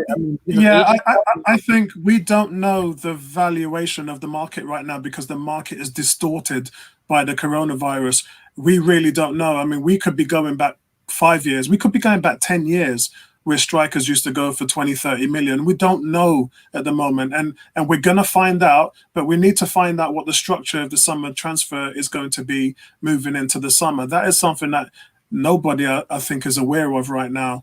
And we are what's going on? Hey, Bertram. Bertram, we're on the last topic here. We're about to close down. And Nitesh said that he wanted to come in as well. We're on the last topic and we're about to close down the show. We're just talking about Lacazette and Inter Milan. And I think the thing with Lacazette is you just don't know what you're going to get with him because he was a player that got you all those assists. And he's just not working well. I visually haven't seen him work very well in Arteta's system. Defensively, I think that's his biggest problem right now. He holds the ball up so well. Yeah. He's so good at that stuff on the front end. The back end is where he's going to have to improve. But remember that he's been out of form since Arteta has come, right? I mean, he's been out of shape, injuries and stuff. I mean, we haven't really seen him even go to second or third gear yet, right? So maybe let's give him a chance, potentially keep him, let him have a great season next year, and then sell him for profit then. But yeah, I think for now, I mean, unless we're getting an astronomical price for him or we're replacing him for another world-class player, then we might as well keep him. And I think that's it. So, let's talk about the money. The money issue at the moment shouldn't be a problem, because the agreement has always been with Arsenal Supporters Trust. When I've been at the meetings since long days of David Dean and Ivan Gazidis, we were told that the kit deal money, stadium rights, those were going to be for transfer only. So the business generates money elsewhere, which deals with from the gates and concessions and everything, which goes to a different side. That money is not used for transfers. My issue is, first of all, we should still have that 160 million we get from Adidas, we get from the Emirates, we get from Rwanda, we get from Indesit, we get from all those those companies. That should still be a commodity for transfers. My problem is the owner has come out, and I'm not talking about the director, because the directors who run the club, Josh is the one who runs the club, but the owner Stan has come out and made a statement to say, I will facilitate the losses and help Arsenal. But we don't know how. We don't know if he's going to take a loan up against the club, which is obviously an interest issue. We don't know whether he's going to put his own money in to help. I doubt it. But we just don't know what that looks like. So unless we know the answer for that, we have to all think that they're going to take money out of the transfer kitty and use it against the losses. Yeah, we have to think that, because that's just what teams are going to do. All these other teams around the league are going to take this huge Sky deal money, 94 million plus appearances, the kit deals, stadium rights. They have to take this money and float the club. Otherwise, clubs are going to go out of business. Yeah, there's no if, buts, or maybe. So I don't know what the plan is for Arsenal. It would be good to hear in the next Arsenal Supporters Trust meeting if that is still going to be on the cards, if we're still going to be able to use that. Because if we are, let African Guna, then Partey is an easy deal. That's an easy deal. In terms of other teams going broke, I mean, to be honest, I don't really give a damn. I mean, this is the time for Arsenal when other teams are going broke to come out and spend some money, because we won't have we won't have to compete with our rivals for the top players in terms of getting their signature. I mean, that's what I'm assuming, right? I mean, there's going to be less clubs vying for the same type of players, and usually, you know, every time we're going for players, United, Chelsea, City are always offering much more than us. So I think this would be a smart time for Arsenal to be strategic and pursue players that I guess were out of our league or price range before, but now might fall into our price range. So Bertram, I know we was trying to get the show started for you, and it was a touch and go whether you'd be able to make it today. Closing arguments. About Lacazette, do we let him go? And this is the thing, Bertram. I'm thinking if I've taken over a team, I've got to play the math. Now, the math in football would easily be if I'm heavy loaded at centre back, which I am, if I'm heavy loaded at strikers, which I kind of am, and my midfield is short, don't I just play the numbers game? Don't I give up one of my strikers and reinvest in the midfield, therefore finding balance in the team? Do I do that, or do I just keep Lacazette and continue to play the flurries up front and then build the midfield accordingly? How does this work, Bertrand? It depends on what your long-term strategy is. If you're a little bit quiet. You can't hear me. Yeah, but you're very quiet. Very quiet. Yeah, I can hear you now. No, it's still quiet. No, that's bad. Keep going. I may have to try to fix this. I thought it was working. You know, we can hear you. It's just a little quiet. That's all. Yeah, Dan, do you want to go in and I'll let him come in after? Do you want to? What was the question again? What was the question? In terms of with Lacazette, because we're top heavy at strikers, we're top heavy. Oh, do we let him go? Do we let him go? Yeah, because it's math, isn't it? It's how do you build a pyramid? Do you know? I feel extremely comfortable when listening to you guys talk about it. Yeah, I was going through possibilities in my head and stuff, and I feel extremely I really like Lacazette. You know, like I said, I think he does the Bergkamp job for us of pulling players out of position and letting strikers run through, but and wingers run through and stuff like that, like how Henry and Anelka used to do. But at the same time, I feel extremely comfortable letting them go, because then it means either Aubameyang moves inside or Martinelli goes in his place, and then Saka can get more games. Do you know what I'm saying? Eddie can get more games. Like, he's the one player that's holding everything up when you actually think about it, is Lacazette. He's the one player that's holding all because Aubameyang is our top scorer. He has been for the last 2 years or since he joined the club anyway.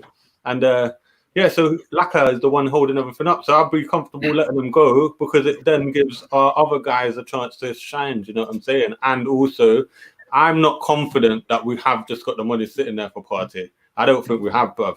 Like, you know what model we've been running on. We've seen it with our own eyes.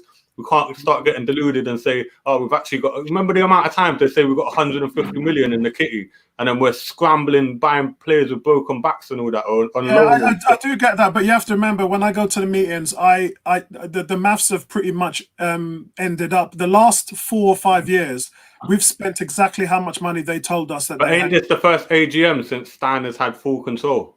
The first supporters trust meeting since Stan has had.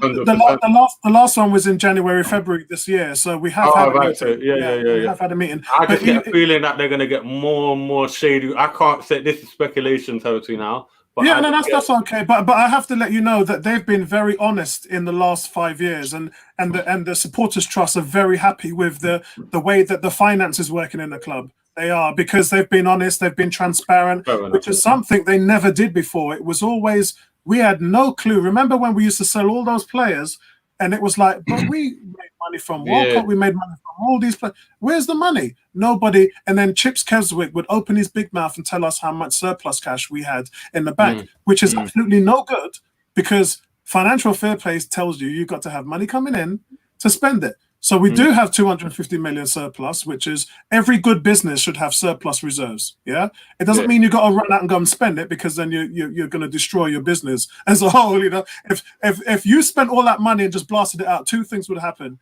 coronavirus would have mashed you up because it would have put you into heavy debts. And the other thing that would happen is financial fair play and everything would have just caught up with you. We would have had to fudge figures.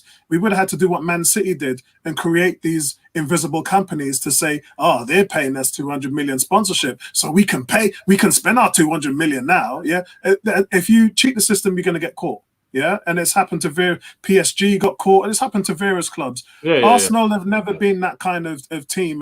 And it's nice to know we got the money there for business purposes, but my focus has only been on transfer funds, which is. Do you not think COVID might have wiped out some of that though? Because I know our players agreed to take a cut, but I just feel like that might have slightly affected our plans for this year. I wouldn't say slightly. It's affected it. The TV revenue. We know that it's going to cost the league from 340 million in rebates. We know that the gate money, Arsenal have lost, huge amounts of money from the gates in the last 10 games. I haven't done the maths, but it's somewhere around. I heard it's 116 mil or something like that for the rest of the season. It's 144 million throughout a whole season. So if there's no fans in the stands next season, it's 144 million loss, which wipes out our whole transfer kitty of 160 million. Does that make sense? And then you're looking at concessions, hamburgers, hot dogs, chips, drinks, alcohol. The whole thing is madness. And seriously, there is no money. And it's not just that, it's people won't spend in fear of what could happen next season. Do you know what I mean? It's easier to hold on like right now for people who want to buy a house, or for people who want to buy an electric car, or for people who want to do. They're being told by their financial advisors, no, hold on to your cash. Yeah. Bertram, how are you doing at the moment? I'm doing well. Can you hear me? Yeah, loud and clear. Loud and clear. I have a new headset, so my Bose are not working, which is interesting. I gotta get rid of them. They get on my nerves actually, because I use them all day doing work. They're not working well. These iPod Pro, hopefully they're better. Good. So what's your thoughts, Bertram? Look, I think you asked a question about Lacazette and what we should be considering doing as a team. And as I always said, depends on what your strategy is. Do you have a long-term strategy or a short-term strategy? You're trying to win the league next year, or you're trying to make sure you have a sustainable program in place where you can compete every single season? Personally, I would always want to set Lacazette. I don't think he's produced based on what his supposedly value is. He hadn't produced. He came over from France as a prolific goal scorer. He's had, to me, one very good season. And you can't have that at this level, given what we're trying to achieve. We can't afford that. Man U can afford that. Man City can afford that. We can. And even though at the same time, teams are stacking up. You see Liverpool stacking up. You see Man City's all stacked up. They have 4 world-class wingers. Yeah. Some wingers. They have 2 world-class center forwards. They have a multiple of world-class midfielders. And they still can't win the league. No, on the bench. And they're still exactly. So to compete, well, they have had injuries, but if you're gonna lose one game in a season, it's hard to beat that, right? And so to compete for the top 4, Chelsea's gonna be better. Man U's gonna be much, much better. Leicester's gonna all the teams are improving. The only equalizer is the pandemic may help quite a bit. We talk about now having transfer money. Well, how much I'm going to pay if I have no money? I can't buy players. So it's going to be movement, or teams have to fund themselves.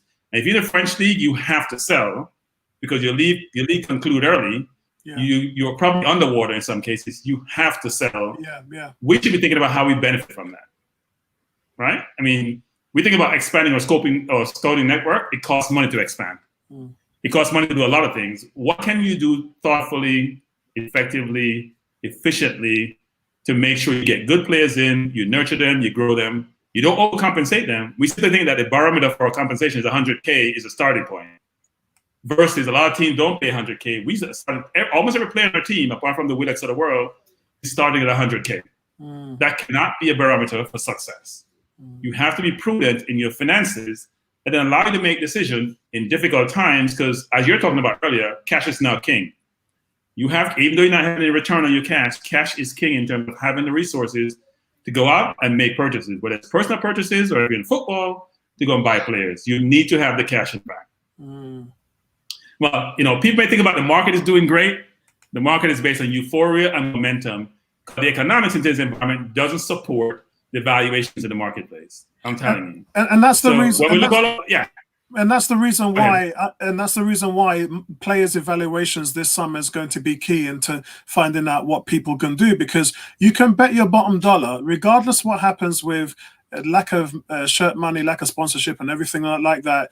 Barcelona and Real Madrid's TV deal is way over 200 to 300 million euros a year, which is more than any teams in the world. That's why they're able to do what they do and spend so much. And their kit deals as well is off the scale. So teams like that are going to be all right. Everyone else. But the thing, though, you talk about long-term strategy, which is the reason why those two teams that you point out, and even now Liverpool and Man City and Chelsea coming up, is because they've won.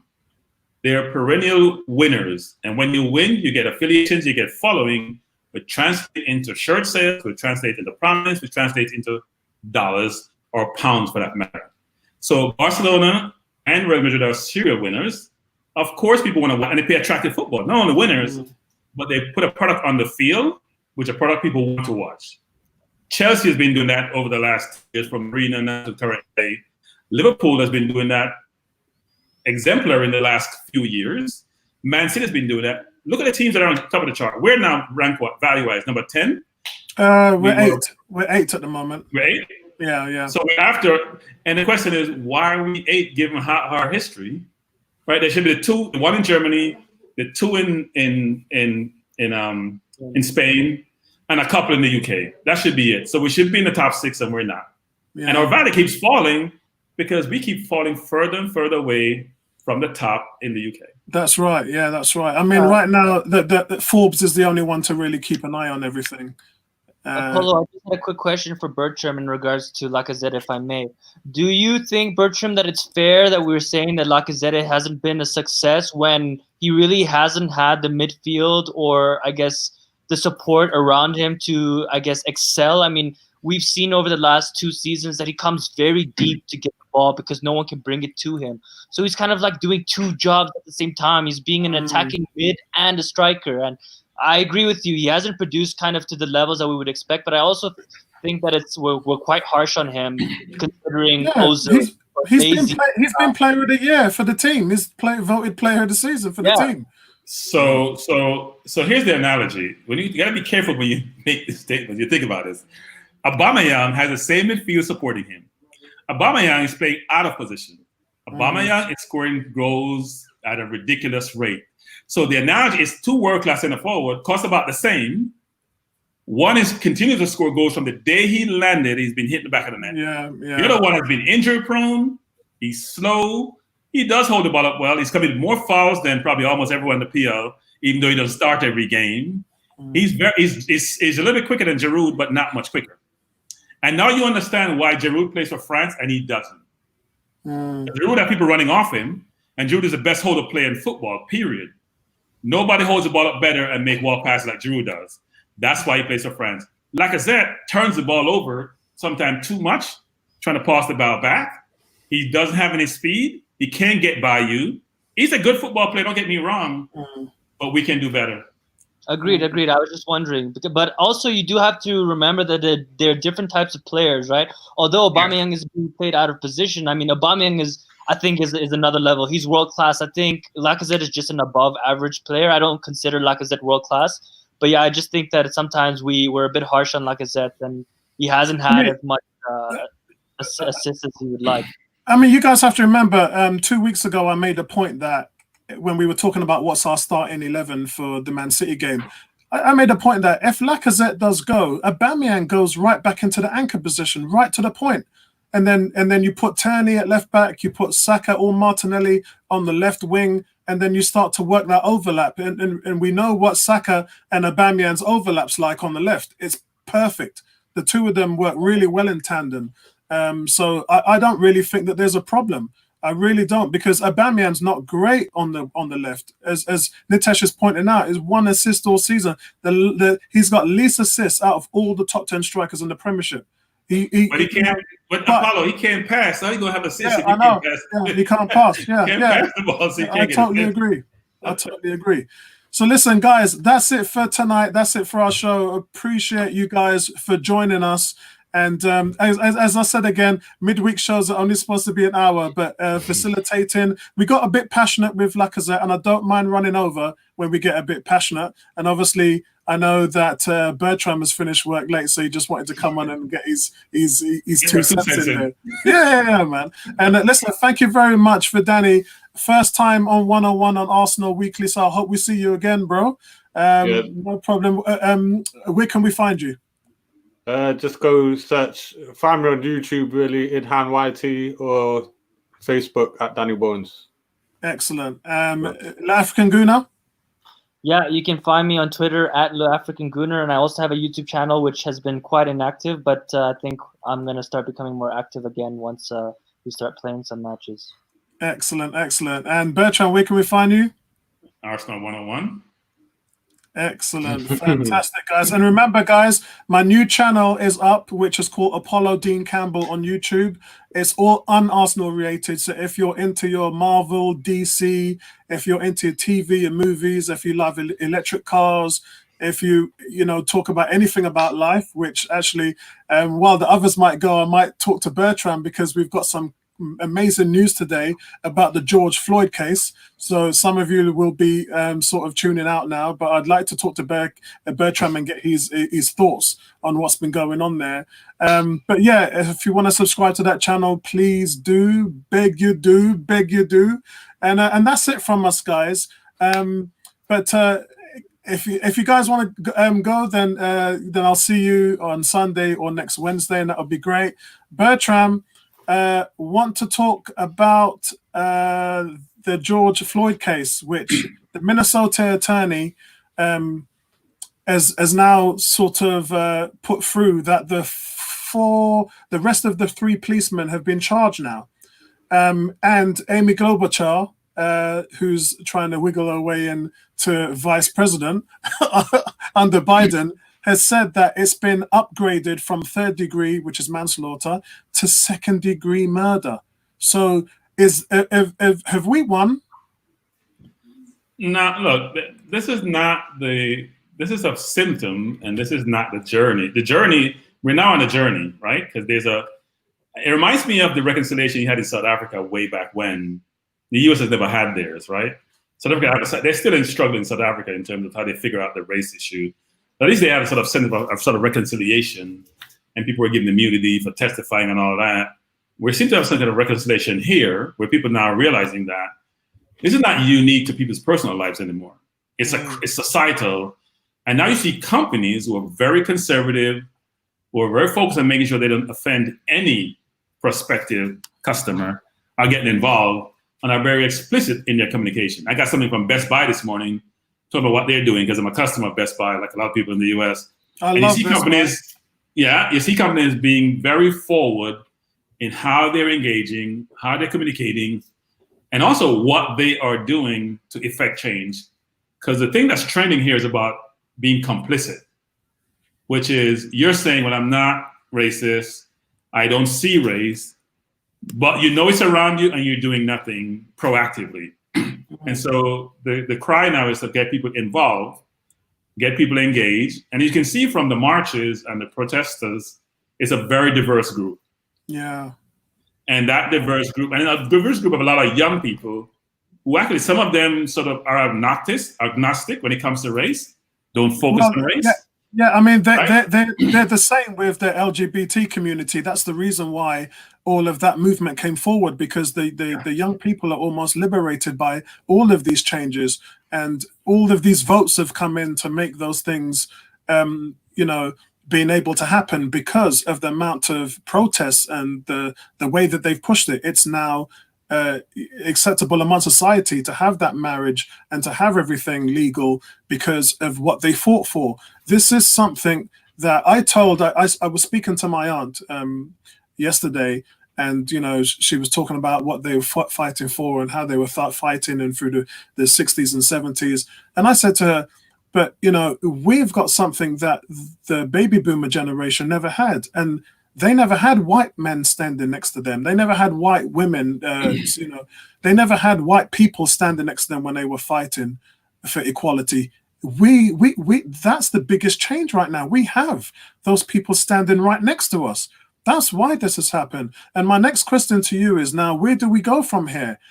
Are we going to see new policies and manifestos on police training in terms of how to deal with how to deal with crime now? Yeah, is all that going to be changed? Does that need reform? There are a lot of elements to this. So I think we first have to start in our own homes before we expect others to change, right? We perpetrate a lot of stuff on ourselves and injure ourselves without taking responsibility and accountability. We have to start with us. You have to create the perspective where you're viewed differently. If I see you, we don't see the same situation a lot of times with more prominent individuals, well-doing individuals, because a lot of times crimes are committed, because we use crime as a kind of barometer to say to gauge how police react. Well, crimes are committed people who are in destitute situations. Because you're poor doesn't mean you commit crime. But if you think about it in terms of how society works, is that poor people normally are engaged in making decisions which are not appropriate for themselves and for society at large. So you have to figure out how to change the education system, change the access system, because trying to just say train police and we're talking about across the board now, just having police change doesn't change the systemic racism in the country that drives the whole way to how you live, how you collaborate, how you engage, how you associate. This is a very segregated country. I'm not sure people realize this. So in New York, for example, unlike when you go to the UK, for some reason, for example, you do have integrated places in the UK. You still have your segregation and racism, but you have much more integration in terms of how people live and where they live. When I lived in the UK, I lived in places where I lived in Enfield for 6 months. My neighbors were Caucasian, even though it was a less affluent neighborhood. When I went to Earl's Court, which is much more affluent, most of my neighbors were Caucasian. But you don't necessarily see that as much in the US. People pull themselves away, go into their whole neighborhood, isolated. They say it's a melting pot and it's diverse, but unless you have inclusion, diversity doesn't really work.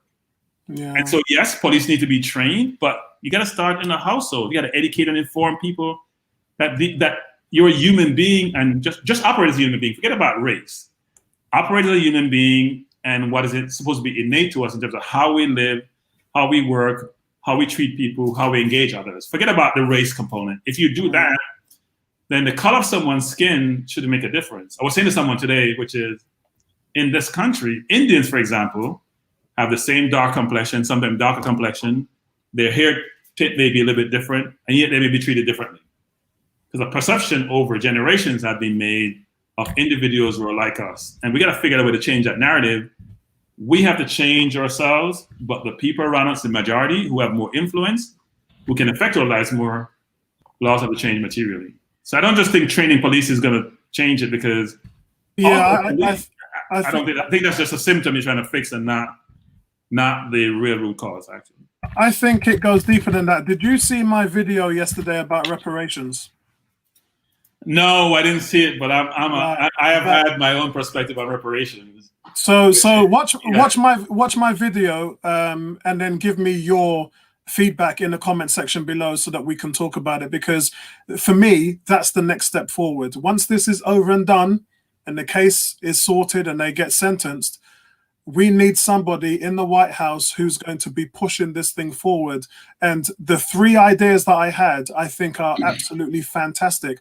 But I'm open, to hear how anybody else would really deal with this, because it's something that we need America to be successful in terms of reparation, so that the UK can follow. Yeah, because it's something where the UK was one of the leading countries to stop slavery and abolish slavery, and we used to send the ships out in to intercept the Spanish and the Dutch, and the French to stop taking their slaves over to the US after we abolished it. And they're thinking the UK, we done our bit, we abolished it, we stopped all the, but then when the reparations came out, they gave the money to the slave owners, so the black people got nothing.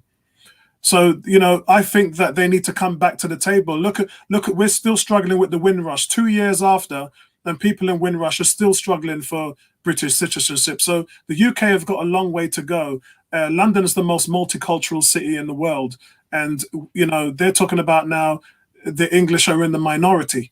which is where New York is going now. New York has seen what's happened in London, and they know at some point that Americans are going to be in the minority in New York because of the multicultural wave that's coming through. So I'd love to hear your feedback on the reparations video that I did on my channel. Okay.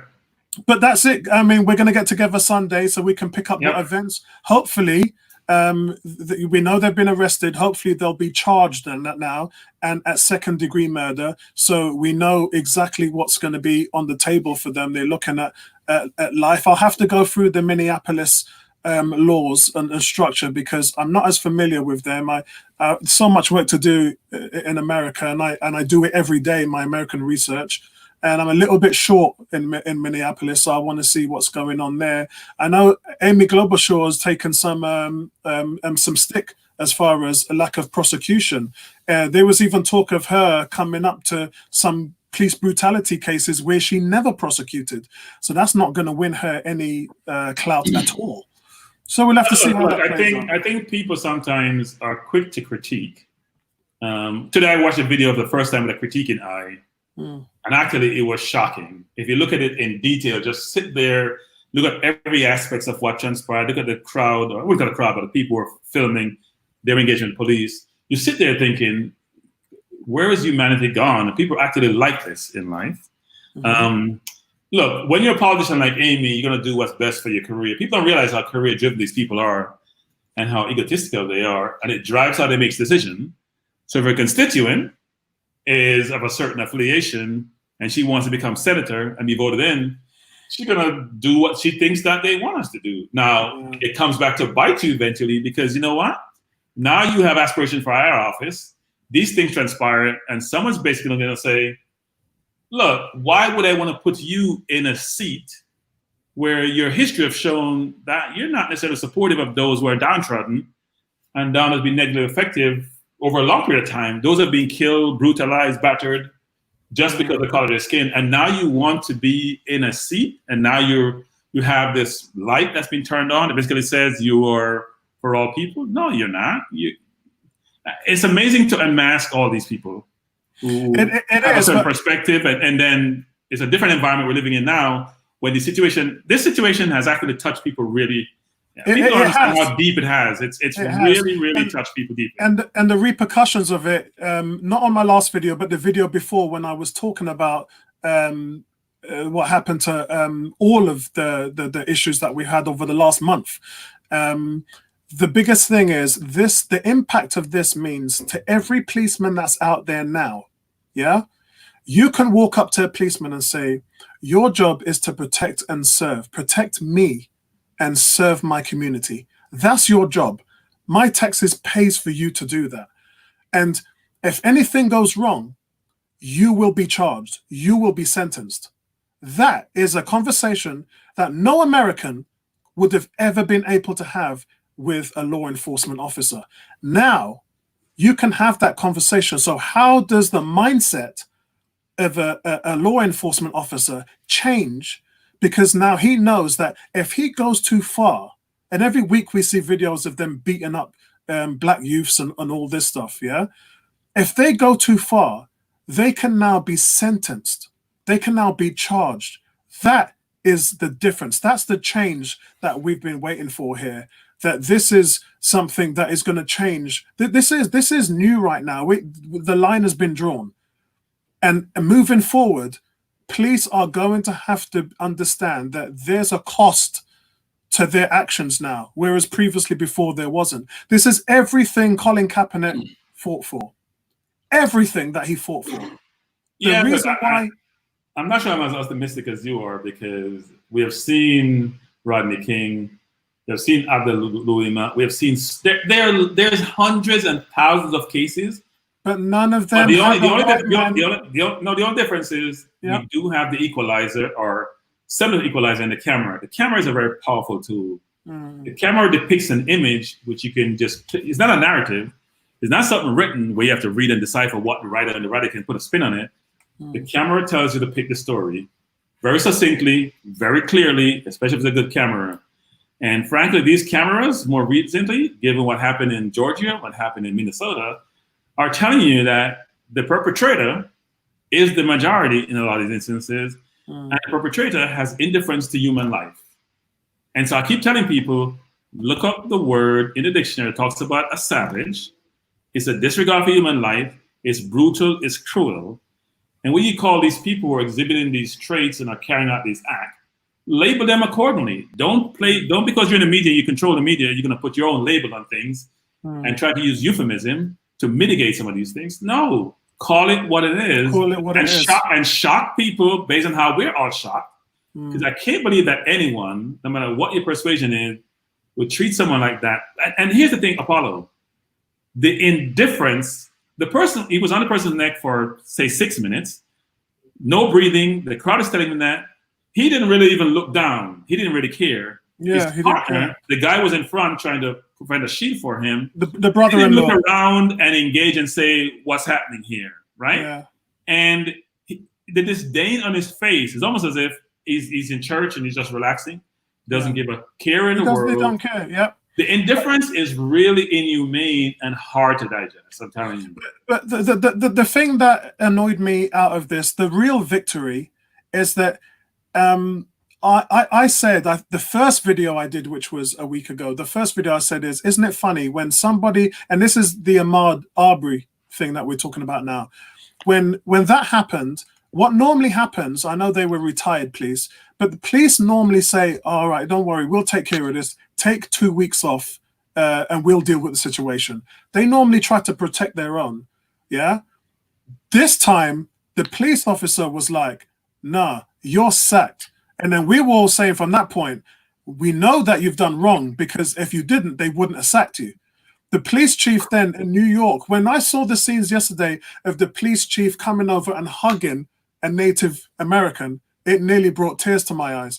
I've been seeing, this is what I'm saying, a white man has been standing right next to us fighting this battle with us. But what annoyed me through this was they still try to palm it off in the autopsies by saying that it's a health-related issue that he had, which is why he died, trying to say that the police officer's actions didn't kill him. And they had to do you know they did 2 autopsies, not 1. They had to do 2 autopsies with George Floyd to prove that there was no underlying health issues that was the cause of him dying, which meant that the whole cause of death was completely on the police officer. Imagine they were still trying to get away with it by saying that he was unhealthy, he had breathing problems, and that's why he died. Shit like that just drives me crazy. No, like we've said before, it's systemic, right? And that means there's a system in place. It's orchestrated. People think about conspiracy theory. This is not conspiracy theory. It's organized, it's structured, it's well executed, and the people who feel the pain downstream is us, because this is all orchestrated against us. And we got to figure out a way. It's like to see the kumbaya and police chiefs hugging people. Let's see if this is sustainable. Sustainability is what drives real material change, not one-off and reactive to a situation which is abhorrent. Yeah. It's more of what are you doing over the long term, investment-wise, training-wise, coaching-wise, engagement-wise, tearing down infrastructures and systems which are just racist in nature. Yeah. What schools do we go to? How do we get educated? How do we get funded in our neighborhoods? All these things which drive real change and address root cause, not these superficial things about arresting some people and trying to put them in jail just because there's a significant outcry and you're seeing your country being destroyed. No, act like human beings, treat people fairly, invest in your people, because intellectual capital and intelligence permeates every single race. If you want to maximize the benefit of your society, try to make sure you can pull out those individuals or differentiators across all groups. Don't restrict your society by putting down one group or trying to marginalize one group. That is not the way to operate as a country, as a society. Yeah. And your hope is that we'll see material changes. But I'm not as optimistic as some. I'm sorry. Yeah, I have to be, because if it doesn't happen in America, it won't happen in the UK. You know it and I know it. And look, like I said, man, the difference here is that the white man has been fighting next to us. That's why we've been able to come out of this. And it's an amazing thing. And I have to give props, to all the love, because we love our white friends. We love them. They're like our brothers, man. People, even in 101, people, when I see Tom and me and Tom embrace each other, it's just like we're born from the same mother, as we say, brother from another mother. But we don't put a color on things. And when we talk about white privilege, I call it slave mentality. When a person believes they are more than the next person, and it's an innate emotion. It's not something you think of. It's something that's been passed down by your parents, because we know nobody is born a racist or a white supremacist or whatever. These things are woven into their DNA, and it's a hard thing to change. Amy Cooper in Central Park, she showed us exactly how that plays out. And I just hope that more and more white people stand up and fight the fight with us. That is where change will happen. That is where whole societies will be able to change, because we can't do it and haven't been able to do it by our own.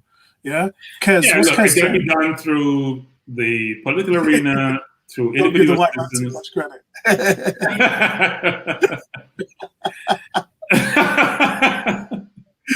Kez is killing me. No, look, I think at the end of the day, we just have to do better as people. We have to do better as people. And when you also, lack of exposure also is a contributor, right? If you work in a certain environment and people around you are so different, there's so much diversity, there's so much inclusion, you get to appreciate people, you get to know them individually, you get to appreciate it more, and you become more tolerant, versus you don't have the exposure, you only see a certain view from television. It's only television, it's always a negative view, so your perception is based on that perspective. How many white people have you spoken to that have been horrified by the pictures they've seen?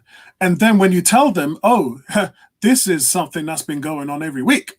Yeah, this is something that's been going on every year. We've had this. Like, this is on the menu for black people. We go through this all the time. And white people are like, because they've just been oblivious to it. These are the because when they see it, they think, oh, it's just another bad person. And but the police is right. No, here's the assumption. The police is always right, because they're their authority. They have been trained. They have certain morality about them. And they don't realize it's a human being. Think about human beings who lie every day, who do inappropriate things every day, who cheat every day. It is a person.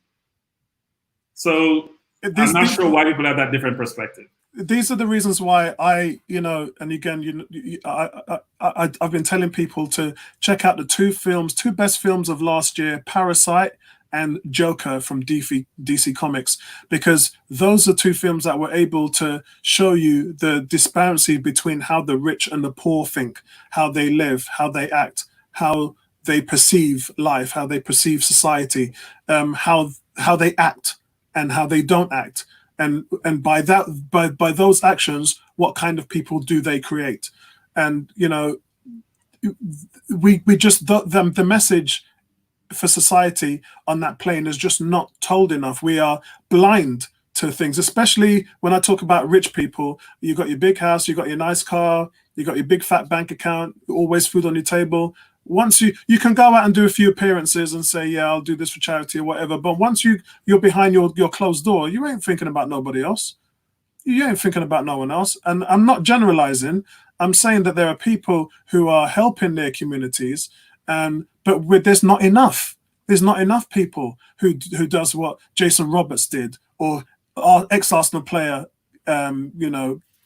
Kanu. Yeah, there's not enough people that are doing that in society and giving back to their people. No one talks about what Adebayo has done back home in Togo. Nobody.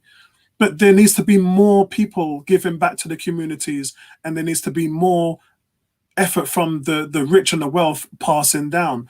And listen, reparations, watch my video, everybody. Let me know what you think, because there's some strong thoughts in it. And I feel that with a change like that, things will be able to work its way through in the United States. The native Indians have it. Yeah, ask them how much tax they pay when they get paid.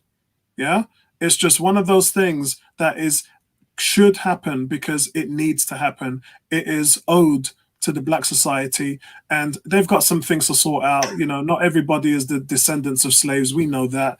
But look, as Will Smith said in the Suicide Squad, I want you to white man that shit up. Yeah.